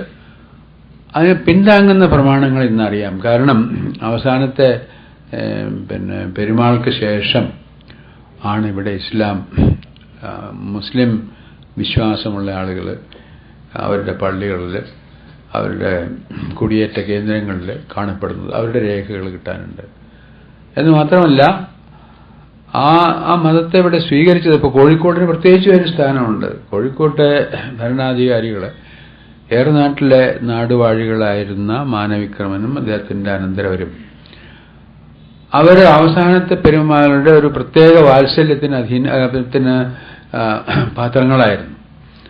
അതുകൊണ്ട് അദ്ദേഹം അവർക്ക് കൊടുത്തതാണ് ഈ കോഴിക്കോട് എന്ന് പറയുന്ന സ്ഥലം. ഈ സന്ദേശം കിട്ടിയപ്പോൾ തീർച്ചയായിട്ടും വളരെ സന്തോഷത്തോടു കൂടി അവർ സ്വീകരിക്കുകയും അറേബ്യയിൽ നിന്ന് വന്ന ഈ ഇസ്ലാം മത അനുയായികളെ തങ്ങളുടെ പ്രിയപ്പെട്ട സുഹൃത്തുക്കളായി അംഗീകരിക്കുകയും ചെയ്തു. അങ്ങനെയാണ് വളരെ കാലം കോഴിക്കോടിന്റെ ചരിത്രം തന്നെ ഈ നാട്ടിലെ ഹിന്ദുക്കളായ നമ്പൂതിരിമാരും നായന്മാരും മറ്റ് ജാതികളിൽപ്പെട്ടവരുമായിട്ടുള്ള ജനങ്ങളും ആ ജനങ്ങള് സൗഹൃദപൂർവ്വം അംഗീകരിച്ച പ്രവാചകന്റെ അനുയായികളും ചേർന്നാണ് കോഴിക്കോട് നഗരം സൃഷ്ടിച്ചത്, പരിപാലിച്ചത്. നൂറ്റാണ്ടുകളോളം ഐശ്വര്യ സമൃദ്ധമായി കേരളത്തിലെ ഒരു ഏറ്റവും പ്രധാനപ്പെട്ട രാജ്യങ്ങളിലൊന്നായി വളർത്തിയത്. അപ്പോൾ അതുകൊണ്ട് ഈ പ്രവാചകന്റെ മതത്തെ സംബന്ധിച്ച് നമുക്ക് പ്രത്യേകിച്ചും ആഹ്ലാദിക്കാവുന്ന ഒന്നാണ്. മറ്റ് എല്ലാ പ്രവാചകന്മാരെയും അംഗീകരിക്കുന്നത് പോലെ ഒരു പ്രവാചകനും വേറൊരു പ്രവാചകനും തമ്മിൽ താരതമ്യപ്പെടുത്തുന്നതിൽ വലിയ അർത്ഥമൊന്നുമില്ല. അത്തരം താരതമ്യങ്ങൾ ആവശ്യമില്ല ചരിത്രത്തിൽ. മറിച്ച് നാം മനസ്സിലാക്കേണ്ട ഒരു കാര്യം, ഓരോ ഘട്ടത്തിലും ഓരോ സമുദായത്തിലും ധർമ്മച്യുതി മൂല്യങ്ങളുടെ ക്ഷയം സംഭവിക്കുമ്പോൾ അവിടെ ഉദ്ധരിക്കാൻ ദൈവികമായ അധികാരത്തോടുകൂടി ഒരാൾ വരുന്നു എന്നുള്ളതാണ്. അയാളെ തിരിച്ചറിയാൻ ചിലപ്പോൾ പ്രയാസം ഉണ്ടായിരിക്കും. അതുകൊണ്ടാണല്ലോ പ്രവാചകന് മക്കയിൽ നിന്ന് മദീനയിലേക്ക് ഓടിപ്പോകേണ്ടേക്ക് വന്നത്. ചില ബുദ്ധിമുട്ടുകളൊക്കെ സ്വാഭാവികമായിട്ടുണ്ടാവും. കാരണം പുതിയ ഒന്ന് അംഗീകരിക്കാൻ എളുപ്പമല്ല. പക്ഷെ അങ്ങനെ ആ തടസ്സങ്ങളൊക്കെ തട്ടി നീക്കി ദൈവികമായ നിയോഗമനുസരിച്ച് അദ്ദേഹം പുതിയൊരു മതം എന്ന് പറഞ്ഞുകൂടാ, പ്രാചീനമായ മതമാണ്, അതിന്റെ പുനരുദ്ധാരണം സ്ഥാപിക്കുകയും അത് മറ്റ് രാജ്യങ്ങളിലേക്ക് വ്യാപിക്കുകയും ചെയ്തപ്പോൾ ആദ്യമായിട്ട് വ്യാപിച്ച രാജ്യങ്ങളിലൊന്നാണ് കേരളം, മലബാർ ഈ പ്രദേശം എന്ന് പറയാം. അപ്പൊ അതിന്റെ ഒരു സന്തോഷം ആ മത ആചാര്യനെ കുറിച്ചുള്ള ഒരു നല്ല ജീവചരിത്രം അത് ഇംഗ്ലീഷിലും മലയാളത്തിലും സൃഷ്ടിച്ച ജനാബ് ഇബ്രാഹിം എച്ച് മലബാറി, അദ്ദേഹത്തിന്റെ ഈ പുസ്തകം വായിക്കുന്നതിലും അതിന്റെ അവതരണത്തിൽ പങ്കെടുക്കുന്നതിലുമുള്ള സന്തോഷവും അഭിമാനവും ഞാൻ ആദ്യമായിട്ട് പ്രകടിപ്പിച്ചുകൊള്ളട്ടെ. ഈ മതം മറ്റ് മതങ്ങളെപ്പോലെ തന്നെ കേരളത്തിലെ ക്രിസ്തു മതക്കാരുണ്ട്, യഹൂദ മതക്കാരുണ്ട്, ബൗദ്ധ ജൈന മതക്കാരൊക്കെ വന്നിട്ടുണ്ട്. എല്ലാവരെയും സ്വീകരിച്ച രാജ്യമാണ് നമ്മൾ. അപ്പൊ അതിന്റെ അർത്ഥം ഏതെങ്കിലും ഒരു പ്രത്യേക മതത്തിന് മറ്റ് മതങ്ങളെക്കാൾ ആധിപത്യമോ നേതൃത്വമോ ഉണ്ടെന്നല്ല. മനുഷ്യവംശത്തിൽപ്പെട്ട ആളുകൾക്ക്, മനുഷ്യകുലത്തിൽപ്പെട്ട ആളുകൾക്ക് ദൈവം വഴി കാണിക്കാൻ രചിച്ചു കൊടുക്കുന്ന ആളുകളെ എല്ലാവരെയും നാം സ്വീകരിക്കുന്നു, നാം അംഗീകരിക്കുന്നു, അവരുമായിട്ട് സൗഹൃദം സ്ഥാപിക്കുന്നു. അങ്ങനെയുള്ള ഒരു രാജ്യത്ത്, ആ രാജ്യത്തെ ഒരു പൗരൻ എന്ന നിലയിൽ ദൈവത്തിന്റെ ദൂതനായ ദയാനിധിയായ ദൈവദൂതൻ എന്ന ഈ ഗ്രന്ഥം വായിച്ചു നോക്കുന്നതിൽ എനിക്ക് വളരെ സന്തോഷം തോന്നി. വളരെ സരളമായ ഭാഷയിൽ, സരസമായ ഭാഷയിൽ അദ്ദേഹം എഴുതിയിട്ടുണ്ട്. ചില ഭാഗങ്ങളൊക്കെ വായിച്ചു നോക്കിയപ്പോൾ എനിക്ക് ചില സംശയങ്ങളൊക്കെ തോന്നി. അതെന്താണെന്ന് വെച്ചാൽ പാശ്ചാത്യ രാജ്യങ്ങളിലെ ചിന്തകർ, മഹാകവി ഡാന്റേ മുതലായിട്ടുള്ള ആളുകൾ പ്രവാചകനെ പറ്റിയ ആക്ഷേപങ്ങളും പിന്നെ അപവാദ പ്രചരണങ്ങളും നടത്തിയിട്ടുണ്ട്. വാസ്തവമാണ്, അതൊക്കെ ഉണ്ടായിട്ടുണ്ട്. അപ്പൊ അതൊക്കെ അദ്ദേഹം വിസ്തരിച്ച് കൊടുക്കേണ്ടതാണ്. കാരണം എങ്ങനെയാണ് ദേവദൂതന്മാർ പോലും തെറ്റിദ്ധരിക്കപ്പെടുന്നത് എന്നുള്ളതിന്റെ ഒന്നാന്തരം ഉദാഹരണങ്ങളാണ് അതൊക്കെ. ഇത് പലപ്പോഴും സംഭവിച്ചിട്ടുണ്ട്. ഇപ്പോൾ ഇസ്ലാം മതത്തിന്റെ പേരിൽ എന്തെല്ലാം അക്രമങ്ങൾ നടക്കുന്നു, ഹിന്ദു മതത്തിന്റെ പേരിൽ എന്തെല്ലാം അക്രമങ്ങൾ നടക്കുന്നു, ഇതൊന്നും അല്ലെങ്കിൽ മറ്റേതെങ്കിലും ക്രിസ്തു മതത്തിന്റെ പേരിൽ എന്തെല്ലാം അക്രമങ്ങൾ ലോകത്ത് നടക്കുന്നു, അതൊന്നും അതാത് മതങ്ങളുടെ മഹത്വത്തെ ഇല്ലാതാക്കുന്നില്ല.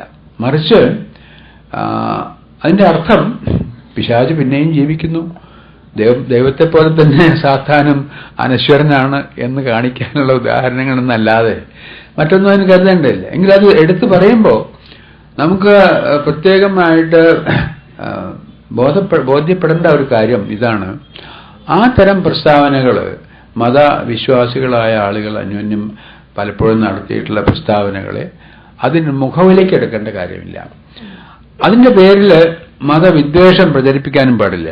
മറിച്ച് ആ തരം തെറ്റിദ്ധാരണകൾ മനുഷ്യ സഹജമായി ചരിത്രത്തിൽ ഉടനീളം ഉണ്ടായതാണെന്നും അതിനെ തട്ടി നീക്കി അതിനെ വിസ്മരിച്ച് അതിന് മാപ്പ് കൊടുത്ത് ആ പാശ്ചാത്യ ചിന്തകന്മാരടക്കം ഇപ്പോൾ ഡാൻറ്റെ ഏറ്റവും വലിയൊരു മഹാകവിയാണ്.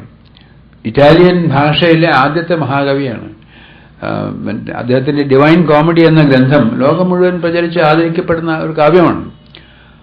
അദ്ദേഹം പ്രവാചകനെ പറ്റി അറിഞ്ഞില്ല എന്നുള്ളത് ഒരു കുറ്റമല്ല. കാരണം അങ്ങ് വിദൂരം ആയ അറേബ്യ രാജ്യത്ത് പഴയ ഒരു നൂറ്റാണ്ടിൽ നടന്ന സംഭവം എന്താണെന്ന് അദ്ദേഹത്തിന് അറിയില്ല. അതൊക്കെ കേട്ട് കേൾവി അനുസരിച്ചുണ്ടാവും. അതുപോലെ ഹിന്ദുമതം വിഗ്രഹാരാധകരുടെ മതമാണ്, അത് നമ്മുടെ ശത്രുക്കളാണ് അവരൊക്കെ എന്ന് വിശ്വസിക്കുന്ന, ഇസ്ലാമിൽ വിശ്വസിക്കുന്ന, ആത്മാർത്ഥമായിട്ട് വിശ്വസിക്കുന്ന ഒരുപാട് ആളുകളുണ്ട്. എൻ്റെ വിശ്വാസം ഹൈന്ദവ പാരമ്പര്യത്തിൽ, ഹിന്ദു മതം എന്ന് പറഞ്ഞൊരു മതം ഇല്ല എന്ന് വിചാരിക്കുന്ന ഒരാളാണ് ഞാൻ. പക്ഷെ ഒരു ഹൈന്ദവ സംസ്കാര പാരമ്പര്യമുണ്ട്. അത് ബഹുദൈവ ആരാധകരുടേതാണ്, വിഗ്രഹാരാധകരുടേതാണെന്നാണ് സാധാരണ ഹിന്ദുക്കളടക്കമുള്ള ആളുകൾ വിശ്വസിക്കുന്നത്. അത് അങ്ങനെയല്ല എന്ന് ചിന്തിക്കുന്ന ഒരാളാണ് ഞാൻ. കാരണം ഒരുപാട് ദേവീ ദേവന്മാരെയൊക്കെ പറ്റിയിട്ട് പല ഗ്രന്ഥങ്ങളും പുരാണങ്ങളിലുമൊക്കെ പറയുന്നുണ്ടെങ്കിലും അതിൻ്റെ എല്ലാം അടിസ്ഥാനമായി ബ്രഹ്മം എന്നൊരു സങ്കല്പമാണ് വേദങ്ങളിൽ കൊടുത്തിട്ടുള്ളത്. പിന്നെയുള്ളതൊക്കെ അങ്ങനെ വരുന്നു. അത് ഇസ്ലാമിലുണ്ട്. അങ്ങനെ ഇസ്ലാമിന് വിഗ്രഹമില്ല എങ്കിലും വിഗ്രഹത്തെ എന്ന് പറയാവുന്ന തരത്തിൽ മരുന്നും മന്ത്രവാദവും ഒക്കെ ഇസ്ലാമിലുണ്ട്. അതൊന്നും ഇസ്ലാമിന്റെ തകരാറില്ല, പ്രവാചകന്റെ കുറ്റമല്ല, ദൈവത്തിന്റെ കുറ്റവുമല്ല. അതൊക്കെ മനുഷ്യരുടെ സ്വാഭാവികമായ ദൗർബല്യങ്ങളാണ്. അങ്ങനെ ബ്രഹ്മസമാജം 19ാം നൂറ്റാണ്ടിലുണ്ടായത് ഈ 30 കോടി ദേവകളെ ആരാധിക്കുന്ന അന്ധവിശ്വാസികളായ ഹിന്ദുക്കൾക്ക് അവരുടെ തന്നെ മതത്തിന്റെ ആദ്യ തത്വം ബോധപ്പെടുത്താൻ വേണ്ടിയിട്ടാണ് രാജാറാം മോഹൻ റോയ് പോലെയായിട്ടുള്ള ആളുകൾ ഈ ബ്രഹ്മസമാജം സ്ഥാപിച്ചത്. അതുപോലെ തന്നെ വിഗ്രഹാരാധകനാണെങ്കിൽ പ്രവാചകന്റെ കാലത്ത് വിഗ്രഹങ്ങളുണ്ടായിരുന്നു. അദ്ദേഹം അതിനെ എതിർക്കുകയും ചെയ്തു. ശരിയാണ്, അങ്ങനെയാണ് വേണ്ടത്. പക്ഷെ ആ കാലത്തുണ്ടായിരുന്ന വിഗ്രഹങ്ങളും ഇന്ത്യയിൽ ആളുകൾ ആരാധിക്കുന്ന വിഗ്രഹങ്ങളും തമ്മിൽ ചെറിയൊരു വ്യത്യാസമുണ്ട് എന്ന് ഈ ഉത്ബുദ്ധമായ സദസ്സിനെ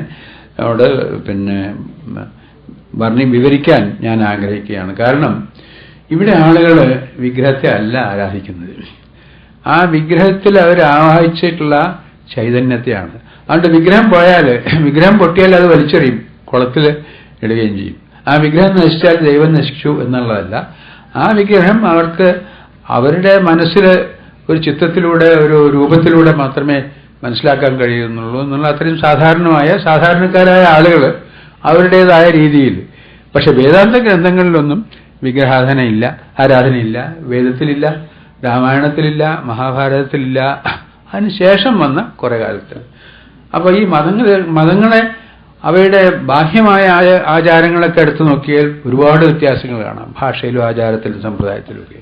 പക്ഷെ അവയുടെ അന്തസ്സത്തെ എടുത്തു നോക്കിയാൽ പ്രവാചകന്റെ മതവും ഇന്ത്യയിലെ ഏറ്റവും വലിയ ചിന്തകന്മാർ ഉന്നയിച്ച വേദാന്ത മതവും പാശ്ചാത്യ രാജ്യങ്ങളിലെ ക്രിസ്തുമതവും ക്രിസ്തുമത ചിന്തകന്മാരിൽ ഏറ്റവും പ്രമാണപ്പെട്ട ആളുകൾ ഉന്നയിച്ച ക്രിസ്തുമതവും മറ്റു മതങ്ങളും തമ്മിലൊന്നും വലിയ വ്യത്യാസമില്ല.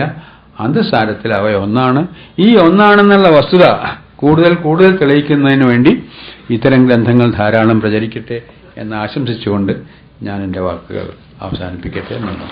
അസ്സലാമു അലൈക്കും. അൽഹംദുലില്ലാഹി റബ്ബിൽ ആലമീൻ.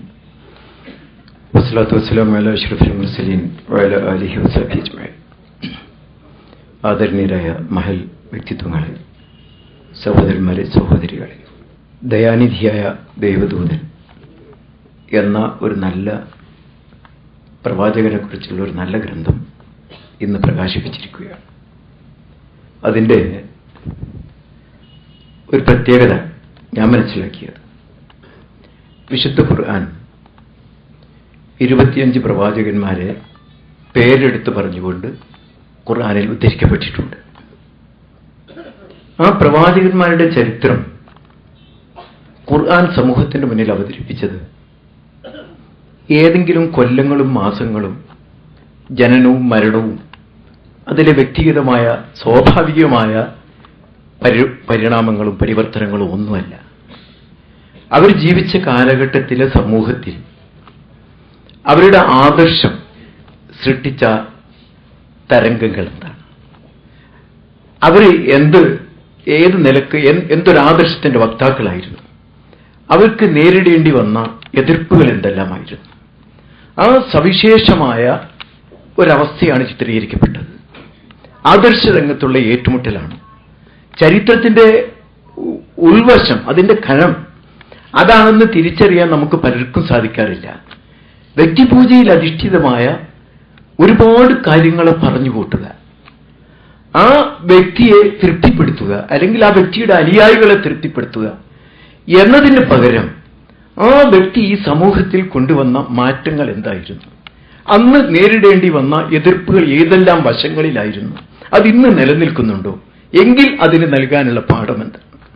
ഈ ഒരവസ്ഥയിൽ ടി.കെ. ഇബ്രാഹിം സാഹിബിന്റെ ഗ്രന്ഥം ഞാനത് വായിച്ചു. എനിക്ക് ലഭിച്ചപ്പോൾ വളരെ നന്നായിട്ടുണ്ട്. അതിലിങ്ങനെ കൊല്ലുകാട് കണക്കുകളോ മറ്റു കാര്യങ്ങളോ ഒന്നുമില്ല. പ്രവാചകന്റെ സവിശേഷമായ അദ്ദേഹത്തിന്റെ ജീവിത വിശുദ്ധി ലോക അവസാനം വരെയുള്ള ജനങ്ങൾക്ക് മാതൃകയാക്കേണ്ട എമ്പടും കാര്യങ്ങൾ അതിൽ പറഞ്ഞിട്ടുണ്ട്.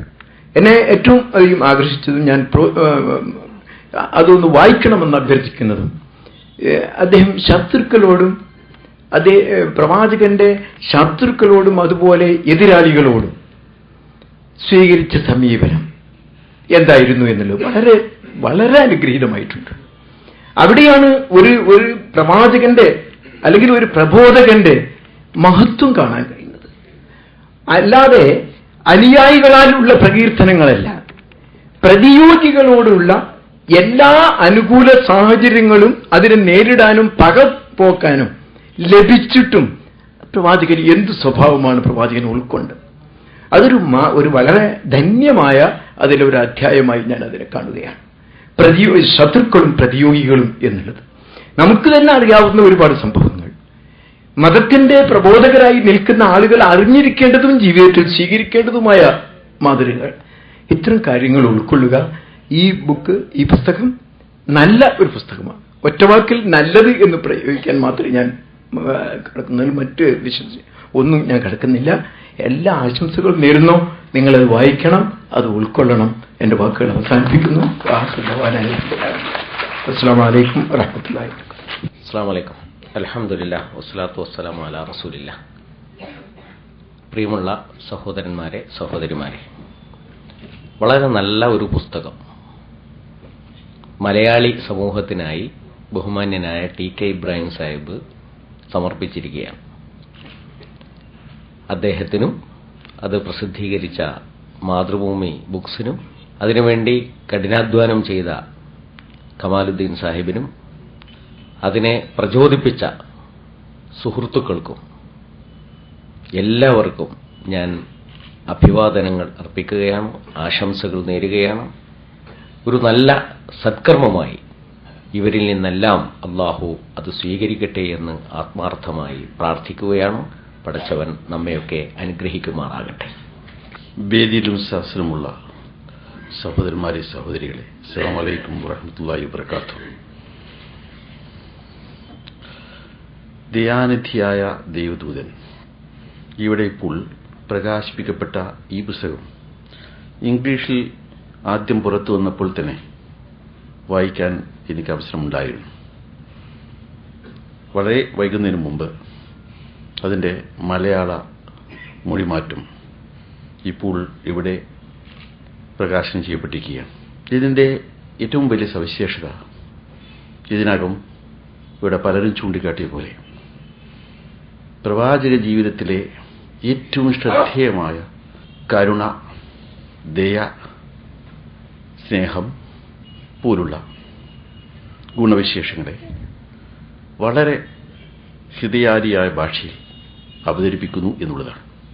റഹ്മത്ത്, ഉമാ അർസൽനാക ഇല്ലാ റഹ്മത്തുൽ ലിൽ ആലമീൻ, ഖുർആനിൽ പ്രവാചകനെക്കുറിച്ച് പറയുന്നതാണ് നമ്മൾ കേട്ടതാണ്. ലോകർക്കാകെ ഒരു പ്രത്യേക കാലഘട്ടത്തിലെ ഒരു പ്രത്യേക ജനവിഭാഗത്തിനല്ല, ലോകത്തിലെ മനുഷ്യരെന്ന് പറയുന്ന എല്ലാവർക്കും, ലോകാന്ത്യം വരെയുള്ളവർക്ക് അനുഗ്രഹവും കാരുണ്യവും ദയായിട്ടല്ലാതെ നിന്നെ നാം നിയോഗിച്ചിട്ടില്ല എന്ന് ദൈവം പറയും. അപ്പോൾ റഹ്മത്ത് എന്ന പദമാണ്. റഹ്മ് എന്ന് പറഞ്ഞാൽ അറബിയിൽ ഗർഭാശയത്തിലാണ് പറയുന്നത്. ഗർഭാശയത്തിൽ നിന്നാണ് കാരുണ്യത്തിന്റെ ഉറവിടം. അമ്മയുടെ വയറ്റിൽ നിന്നാണ് കാരുണ്യമുണ്ടാകുന്നത്. അമ്മയുടെ ഉദരത്തിലുള്ള ആ ഗർഭാശയത്തിൽ നിന്നാണ് കാരുണ്യത്തിന്റെ സ്രോതസ്. നിർഭാഗ്യവശാൽ, അത്യന്തം നിർഭാഗ്യവശാൽ ആ ഗർഭാശയം ഇന്ന് കൊലക്കടമാണ്. നമ്മൾ വളരെ ഖേദത്തോടുകൂടി, വളരെ വേദനയോടുകൂടി അനുസ്മരിക്കേണ്ട സത്യമാണ്. ദൈവം മനുഷ്യവംശത്തിന് കാരുണ്യത്തിന് ഉറവിടമായി നൽകിയ ഈ ഗർഭാശയം അത് കൊലക്കളമാണ്. ലക്ഷക്കണക്കിൽ പെൺകുഞ്ഞുങ്ങളെ ജനിക്കുന്നതിന് മുമ്പ് അസ്തമിപ്പിക്കാനുള്ള ഭീകരകൃത്യത്തിലാണ് ലോകത്തുള്ള മനുഷ്യ സമുദായം പൊതുവെ ഏർപ്പെട്ടിരിക്കുന്നതെന്ന് പറയണം. നിയമം മൂലം കുറ്റകരമാക്കിയതുകൊണ്ട് ഒരു വിശേഷവുമില്ല. അങ്ങനെ ജനിക്കാനുള്ള അവകാശം പോലും നമ്മുടെ സമൂഹത്തിലെ പകുതിക്ക് നിഷേധിച്ചുകൊണ്ട് നമ്മൾ പ്രവാചകനെക്കുറിച്ച് എന്ത് പറഞ്ഞിട്ട് കാര്യം? കാരണത്തെക്കുറിച്ച് പറയാൻ നമുക്ക് എന്ത് അവകാശം? പിന്നെ അങ്ങോട്ട് ഗർഭാശയം വാടക കൊടുക്കുന്ന വരെ ഉള്ള നമ്മുടെ പുരോഗതിയെക്കുറിച്ച് നമ്മൾ അഭിമാനിക്കുന്നുവെങ്കിൽ ലജ്ജാകരം എന്നല്ലാതെ അതേക്കുറിച്ചൊന്നും പറയരുത്.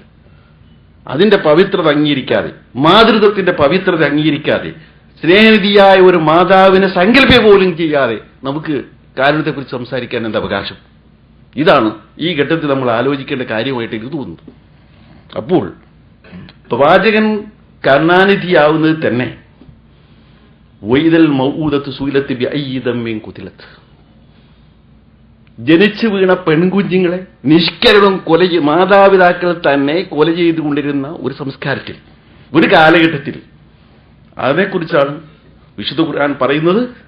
ഇങ്ങനെ നിർദാക്ഷീണ്യം കൊല ചെയ്യപ്പെട്ട പെൺകുഞ്ഞ് അവസാനമായി ദൈവത്തിന് മുമ്പിൽ എത്തുമ്പോൾ ചോദിക്കപ്പെടുക, എന്ത് പാപത്താലാണ് നീ കൊല ചെയ്യപ്പെട്ടത് എന്ന്.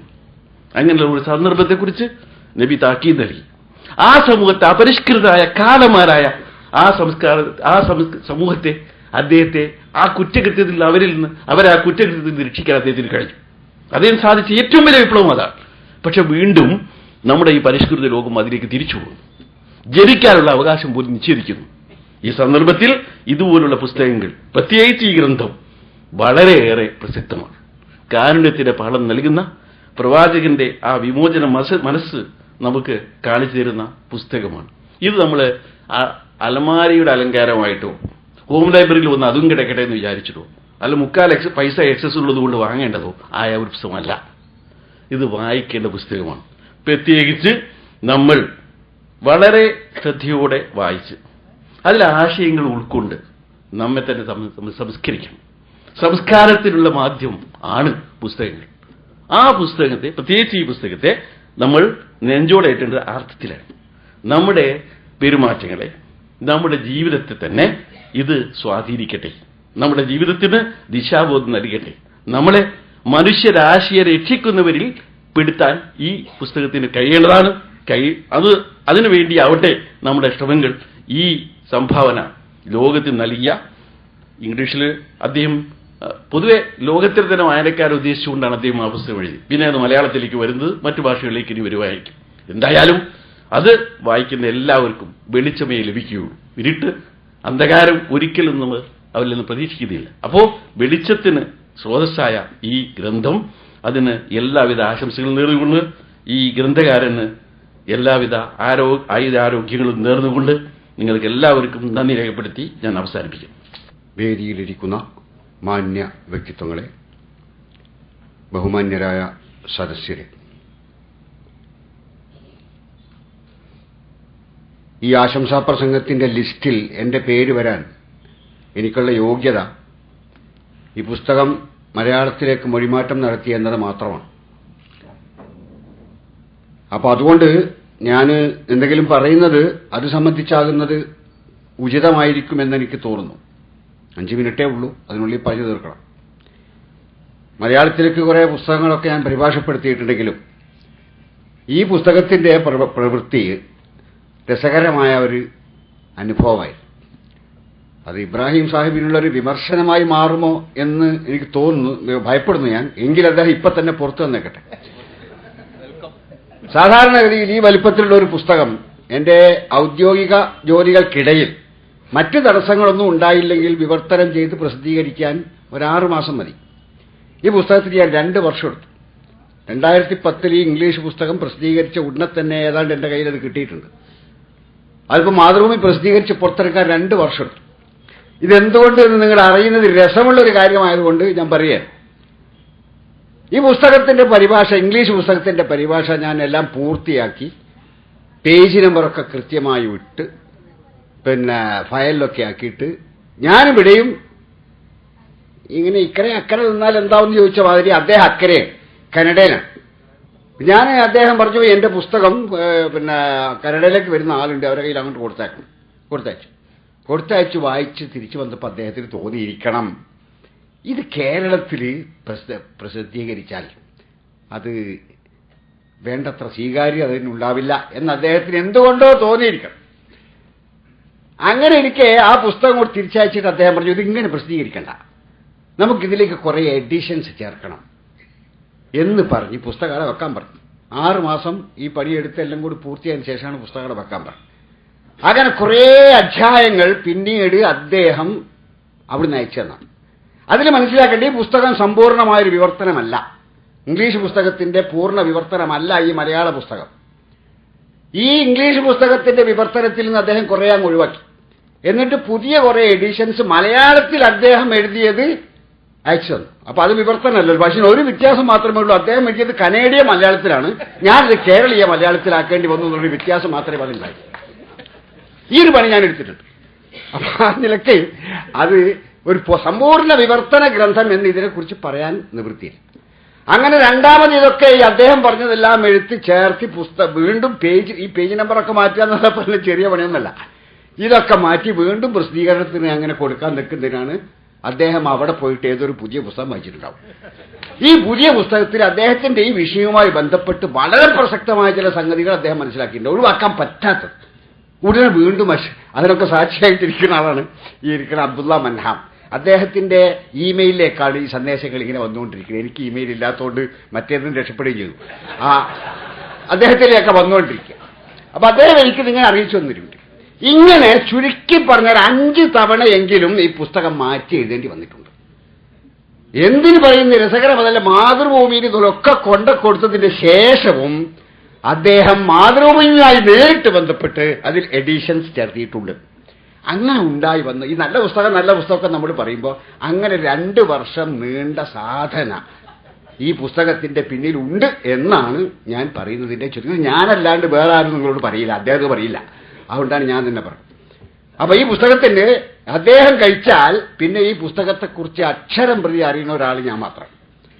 അപ്പൊ അതുകൂടി ഈ വിഷയത്തിൽ നിങ്ങളോട് ഇത് പറയുമ്പോൾ ഞാൻ അതുകൂടി അർത്ഥമാക്കുന്നുണ്ട്. ഞാൻ ദീർഘിപ്പിക്കുന്നില്ല. ഇങ്ങനെ ഉണ്ടായിട്ടുള്ള ഒരു പുസ്തകമാണിത്. വളരെയധികം പെട്ടെന്നൊരു പുസ്തകം എഴുതി അതങ്ങ് പ്രസിദ്ധീകരിക്കുകയല്ല ചെയ്തത്.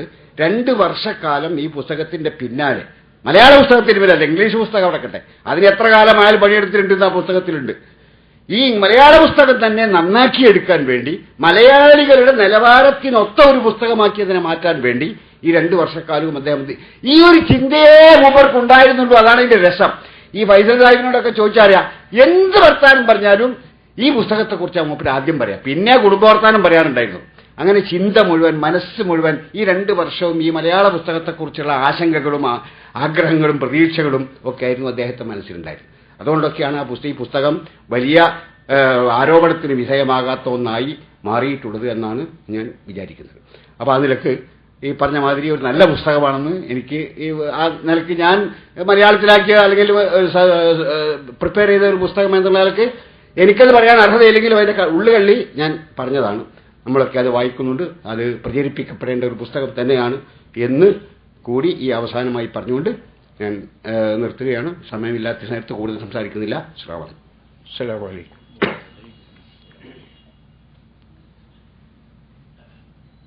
ഈയിടെ നമ്മെ പിരിഞ്ഞുപോയ സുകുമാർ അഴീക്കോട് വല്ലാതെ മെലിഞ്ഞുപോയത് സ്വാഗത പ്രസംഗം കേട്ടാണ്.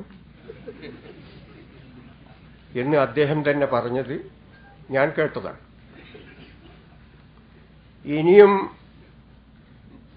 നിങ്ങളെ മെലിയിപ്പിക്കുവാൻ ഞാനും കൂടെ തയ്യാറാകുന്നില്ല. അദ്ദേഹം കല്യാണം കഴിക്കാത്തത് കൊണ്ട് അദ്ദേഹത്തിന് മാത്രമേ നഷ്ടമുണ്ടാവുകയുള്ളൂ. അതുകൊണ്ട് എല്ലാവരെയും ഉള്ളു തുറന്ന് സ്വാഗതം ചെയ്യുന്നതായി മൊത്തത്തിൽ അറിയിക്കുക മാത്രം ചെയ്യുന്നു. ഇബ്രാഹിം സാഹിബ് എനിക്ക് പുസ്തകം വായിക്കുവാൻ തീരെ സാധ്യമല്ലാത്ത ഒടുവിലത്തെ സെക്കൻഡിലാണ് പുസ്തകം എനിക്ക് തന്നത്. വായിക്കാൻ കഴിഞ്ഞെങ്കിൽ 2 പോയിന്റെങ്കിലും വിമർശനാത്മകമായിട്ട് ഞാൻ ചൂണ്ടിക്കാണിക്കുമായിരുന്നു. അപ്പൊ അതുകൊണ്ട് കരുതിക്കുട്ടി അദ്ദേഹം എനിക്ക് പുസ്തകം വൈകിത്തരികയാണ് ചെയ്തത്. ഏതായാലും അത് നന്നായി.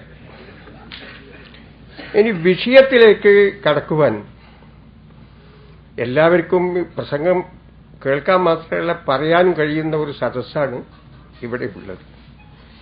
എന്നെ എന്തിനാണ് ഈ അവസാന പ്രസംഗത്തിന് ക്ഷണിച്ചത്?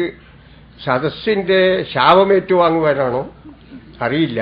എന്തായാലും മർമ്മത്തിൽ കൊള്ളുന്ന 1-2 പോയിന്റുകൾ എനിക്ക് പറയേണ്ടതായിട്ടുണ്ട്.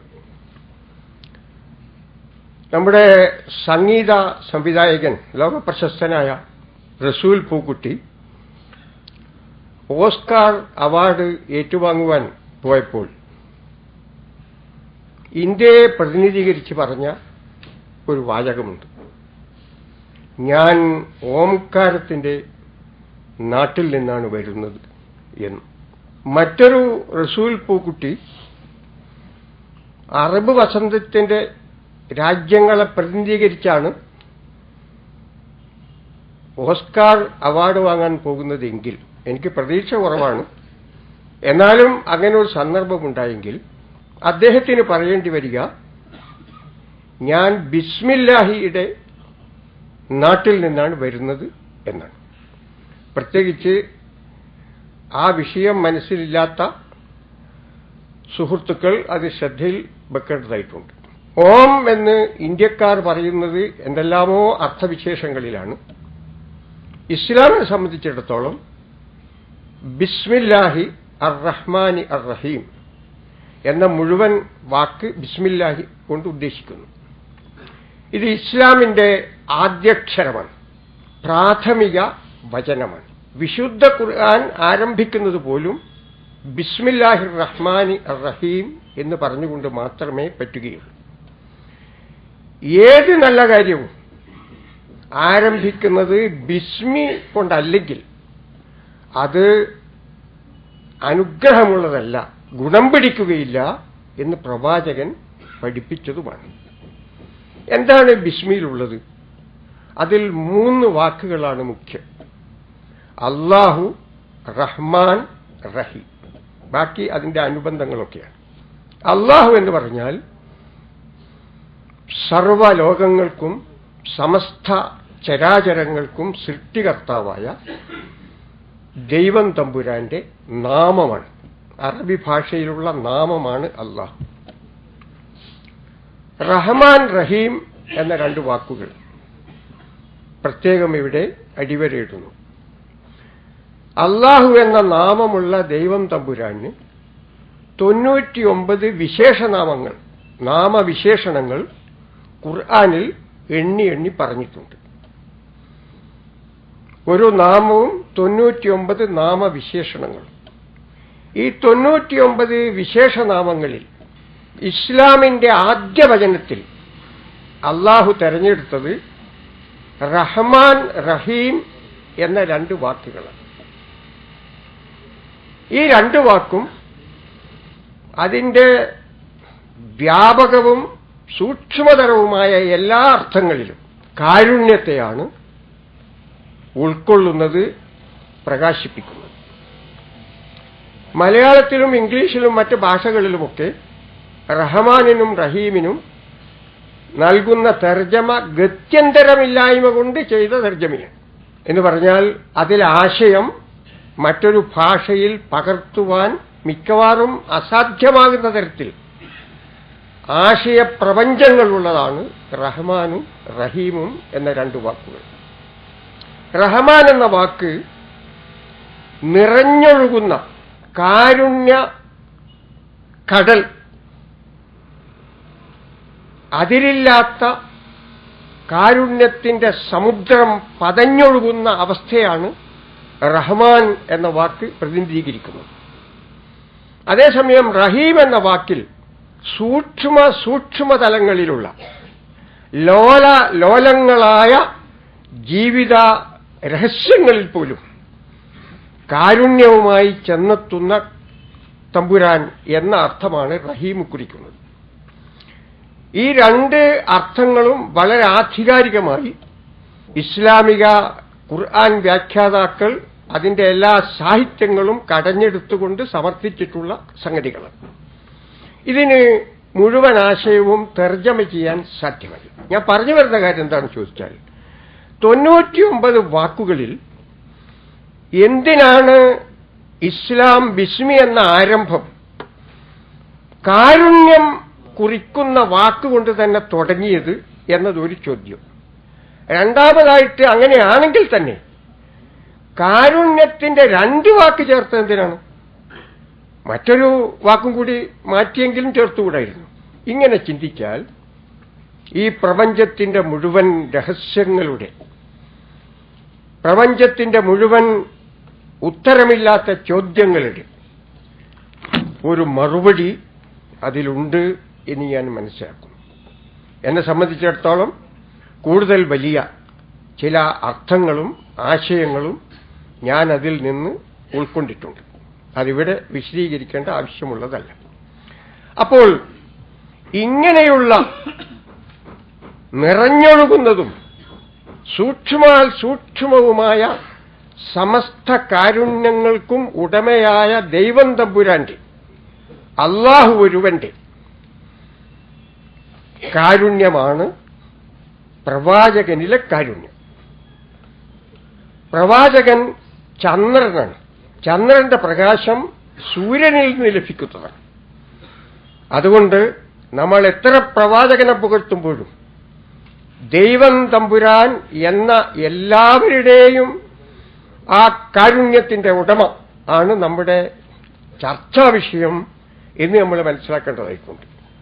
മുഹമ്മദ് നബിയുടെ മുഴുവൻ കാരുണ്യവും അള്ളാഹുവിൽ നിന്ന് ലഭിച്ച കാരുണ്യമാണ്. അതുകൊണ്ടാണ് ഉമാ അർസൽനാക്ക ഇല്ലാ റഹ്മത്തല്ലിൽ ആലമീൻ എന്ന് പറയുന്നത്. അള്ളാഹു അയച്ചതാണ് ഈ കാരുണ്യത്തിന്റെ നിറകുടവുമായിട്ട് പ്രവാചകന്. ഇതാണ് ഈ പ്രയോഗത്തിന്റെ അർത്ഥമെന്ന് നമ്മൾ മനസ്സിലാക്കുമ്പോൾ അവിടുന്ന് അങ്ങോട്ട് ചില വിശദീകരണങ്ങളൊക്കെ അർഹിക്കുന്നുണ്ട്. അതിലൊന്ന്, അങ്ങനെ ഒരു കാരുണ്യമുണ്ടോ? കാരുണ്യം തന്നെ മാത്രമായിട്ട് ജീവിക്കാൻ കഴിയുമോ? അതിനെക്കുറിച്ചുള്ള മറുപടി, ഈ കാരുണ്യത്തെ നിയന്ത്രിക്കുന്ന, അതിന് പരിധികളും പരിമിതികളും നിശ്ചയിക്കുന്ന മറ്റൊരു അള്ളാഹുവിന്റെ വിശേഷണമുണ്ടെങ്കിൽ അത് അതില് നീതി എന്നുള്ളത് മാത്രമാണ്. നീതിക്ക് വിപരീതമായ കാരുണ്യമില്ല. കാരുണ്യത്തിന് തടസ്സമായ നീതിയുമില്ല. നീതിയിൽ അലിഞ്ഞു ചേർന്ന, കാരുണ്യം കൊണ്ട് ഘടിപ്പിക്കപ്പെട്ട ആ വിശേഷണമാണ് അല്ലാഹു തആല ഇവിടെ പ്രകാശിപ്പിക്കുന്നത്. ഫാത്തിഹയുടെ ഇതോതി തുടങ്ങുന്ന രണ്ടാമത്തെ വാക്യമായ ഫാത്തിഹയുടെ അൽഹംദുലില്ലാഹി റബ്ബിൽ ആലമീൻ അർ റഹ്മാനി അർ റഹീം എന്നിടത്തും ഇതേ വാക്ക് തന്നെ ആവർത്തിച്ചിരിക്കുന്നു. ഉടനെ പറയുന്നു മാലികി യൗമിദ്ദീൻ, പ്രതിഫലം നൽകുന്ന ദിവസത്തിന്റെ ഉടമസ്ഥൻ എന്ന്. അതായത് ഗുണദോഷ വിചാരം ചെയ്യുന്ന, രക്ഷാശിക്ഷകൾക്ക് ബാധ്യസ്ഥമായ, നീതി നിർവഹിക്കപ്പെടുന്ന തമ്പുരാൻ എന്നാണ് അവിടെ വിശേഷിപ്പിച്ചത്. അപ്പൊ കാരുണ്യവും നീതിയും കൂട്ടിമുട്ടാൻ പാടില്ലാത്ത അർത്ഥത്തിൽ, ബാക്കി എല്ലാ അർത്ഥത്തിലും കാരുണ്യമാണ് ഈ പ്രപഞ്ചത്തെ നയിച്ചുകൊണ്ടിരിക്കുന്നത്. മനുഷ്യ സമൂഹത്തിന് മുകളിൽ മാത്രമല്ല, റബ്ബുൽ ആലമീൻ സർവചരാചരങ്ങളിലും ഈ കാരുണ്യമാണ് ചൈതന്യം നൽകിക്കൊണ്ടിരിക്കുന്നത് എന്നതാണ് ഈ ആശയത്തിൽ ഒതുങ്ങി നിൽക്കുന്ന അർത്ഥം. അതാണ് ഈ പുസ്തകം പ്രകാശിപ്പിക്കുന്നത്, അഥവാ അതായിരിക്കണം എന്ന് ഞാൻ തീർത്തു പറയുകയാണ്. പ്രവാചകൻ യുദ്ധം ചെയ്തിട്ടില്ലേ എന്ന് ചോദിച്ചാൽ അത് മറുപടി പറയേണ്ടതില്ലല്ലോ, യുദ്ധം ചെയ്തിട്ടുണ്ടല്ലോ. പക്ഷെ ഞാൻ പറയുന്നു, ഭരണാധികാരിയല്ലാത്ത ഒരു പ്രവാചകൻ ഒരു യുദ്ധവും ചെയ്തിട്ടില്ല.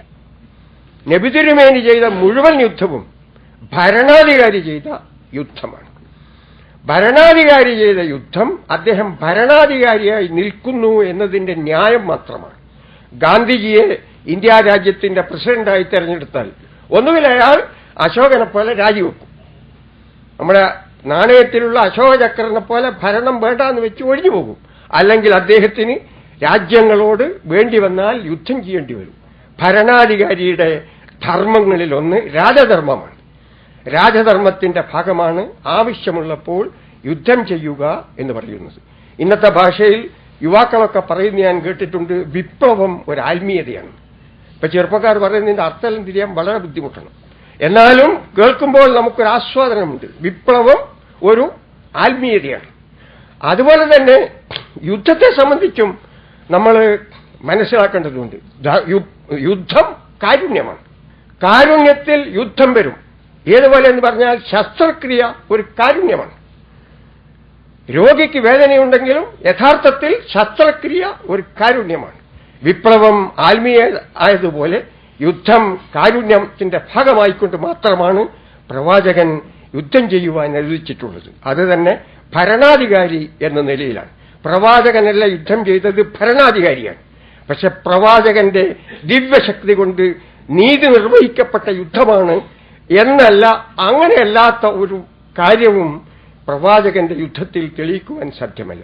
ഇതൊക്കെ ഇങ്ങനെ താണ് കേട് നിന്നിട്ട് അങ്ങനെയായിപ്പോയി ഇങ്ങനെയായിപ്പോയി എന്ന് പറയേണ്ടതല്ല. നിവർന്നു നിന്നുകൊണ്ട് ജീവിത യാഥാർത്ഥ്യങ്ങളെ വിശകലനം ചെയ്തുകൊണ്ട് പ്രവാചക ജീവിതം അനാവരണം ചെയ്യുകയാണ് വേണ്ടത്. അങ്ങനെയല്ലാത്ത വല്ലതും ഇബ്രാഹിം സാഹിബിന്റെ ബുക്കിൽ ഉണ്ടെങ്കിൽ ഞാൻ എടുത്ത് കാട്ടുമായിരുന്നു. വായിക്കാത്തത് കൊണ്ട് ഞാൻ അവസാനിപ്പിക്കുന്നു. ഈ പരിപാടി ഒരു മഹത്തായ വിജയമായി മാറ്റിത്തന്ന പരമകാരുണികനായ ദൈവം തമ്പുരാന് 1000 സ്തുതിയും നന്ദിയും ആദ്യമായി രേഖപ്പെടുത്തുന്നു.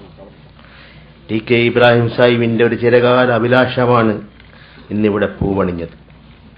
ഇന്നലെ ഇസ്ലാമിലൊരു ചിന്തകനുമായി സംസാരിച്ചപ്പോൾ അതിനെക്കുറിച്ച് അദ്ദേഹം പറഞ്ഞത് പ്രപഞ്ചം കറങ്ങുന്നത് പോലും ഈ പുസ്തകത്തിന്റെ മേലാണെന്നാണ് ഇബ്രാഹിം സാഹിബ് വിചാരിക്കുന്നത്. അത്രത്തോളം അദ്ദേഹം നെഞ്ചോട് അത് ഏറ്റുപിടിച്ചിരുന്നു എന്നതാണ്. ഇതിന്റെ പ്രകാശനത്തിന് വേണ്ടി 1-2 പ്രാവശ്യം ഗൾഫ് യാത്രയും ഒക്കെ ചെയ്ത ഒരു എളിയവനാണ് ഞാൻ. ഇതിന് യൂസുഫ് അലി സാഹിബിനെ ക്ഷണിക്കാനും അദ്ദേഹത്തിന്റെ പുസ്തകം എത്തിക്കുവാനും ഒക്കെ വളരെയധികം ശ്രമിച്ചിരുന്നു എന്നത് ഇതിൽ ഞങ്ങളോട് സഹകരിച്ച എല്ലാ മാന്യ അതിഥികൾക്കും സുഹൃത്തുക്കൾക്കും നിസ്സീമമായ നന്ദിയും കടപ്പാടും രേഖപ്പെടുത്തുന്നു.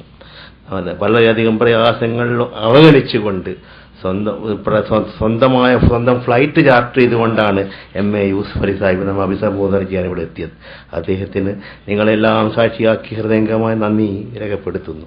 ഇതിൽ സഹകരിച്ച നമ്മുടെ ഈ പുസ്തകം മാതൃഭൂമി ഏറ്റെടുക്കാൻ കാരണമായ MP വീരേന്ദ്രകുമാർ സാറിന് എന്റെ ഹൃദയംഗമായ നന്ദി പ്രകാശിപ്പിക്കുന്നു. അതുപോലെ തന്നെ ആശംസാ സന്ദേശം നൽകിയ VR കൃഷ്ണയ്യർക്ക് നമ്മുടെ നന്ദി അറിയിക്കുന്നു. ഈ യോഗത്തിൽ ആശംസകൾ നിർവഹിച്ച പ്രേമപ്പിഷാരടി TP Abdulla Koya Madani, doctor Hussain Madavoor, T Arif Ali Sahib, Abdulla Abdurahman Sahib, KP Kamaluddin Sahib, അവസാനമായി TK അബ്ദുള്ള സാഹിബിനും നമ്മുടെ ഹൃദയംഗമായ നന്ദിയും കടപ്പാടും അർഹിക്കുന്നു. നമ്മയെല്ലാം ദൈവം തമ്പുരാൻ അനുഗ്രഹിക്കുമാറാവട്ടെ. വാഹിറു ദഅ്വാനാ അൽഹംദുലില്ലാഹി റബ്ബിൽ ആലമീൻ. MGS-നെ വിട്ടുപോയി ക്ഷമിക്കണം സാറ്, ഞങ്ങളൊക്കെ ഗുരുനാഥനാണ്. സാറിന് പ്രത്യേകമായി നന്ദി പ്രത്യേകമായി രേഖപ്പെടുത്തുന്നു.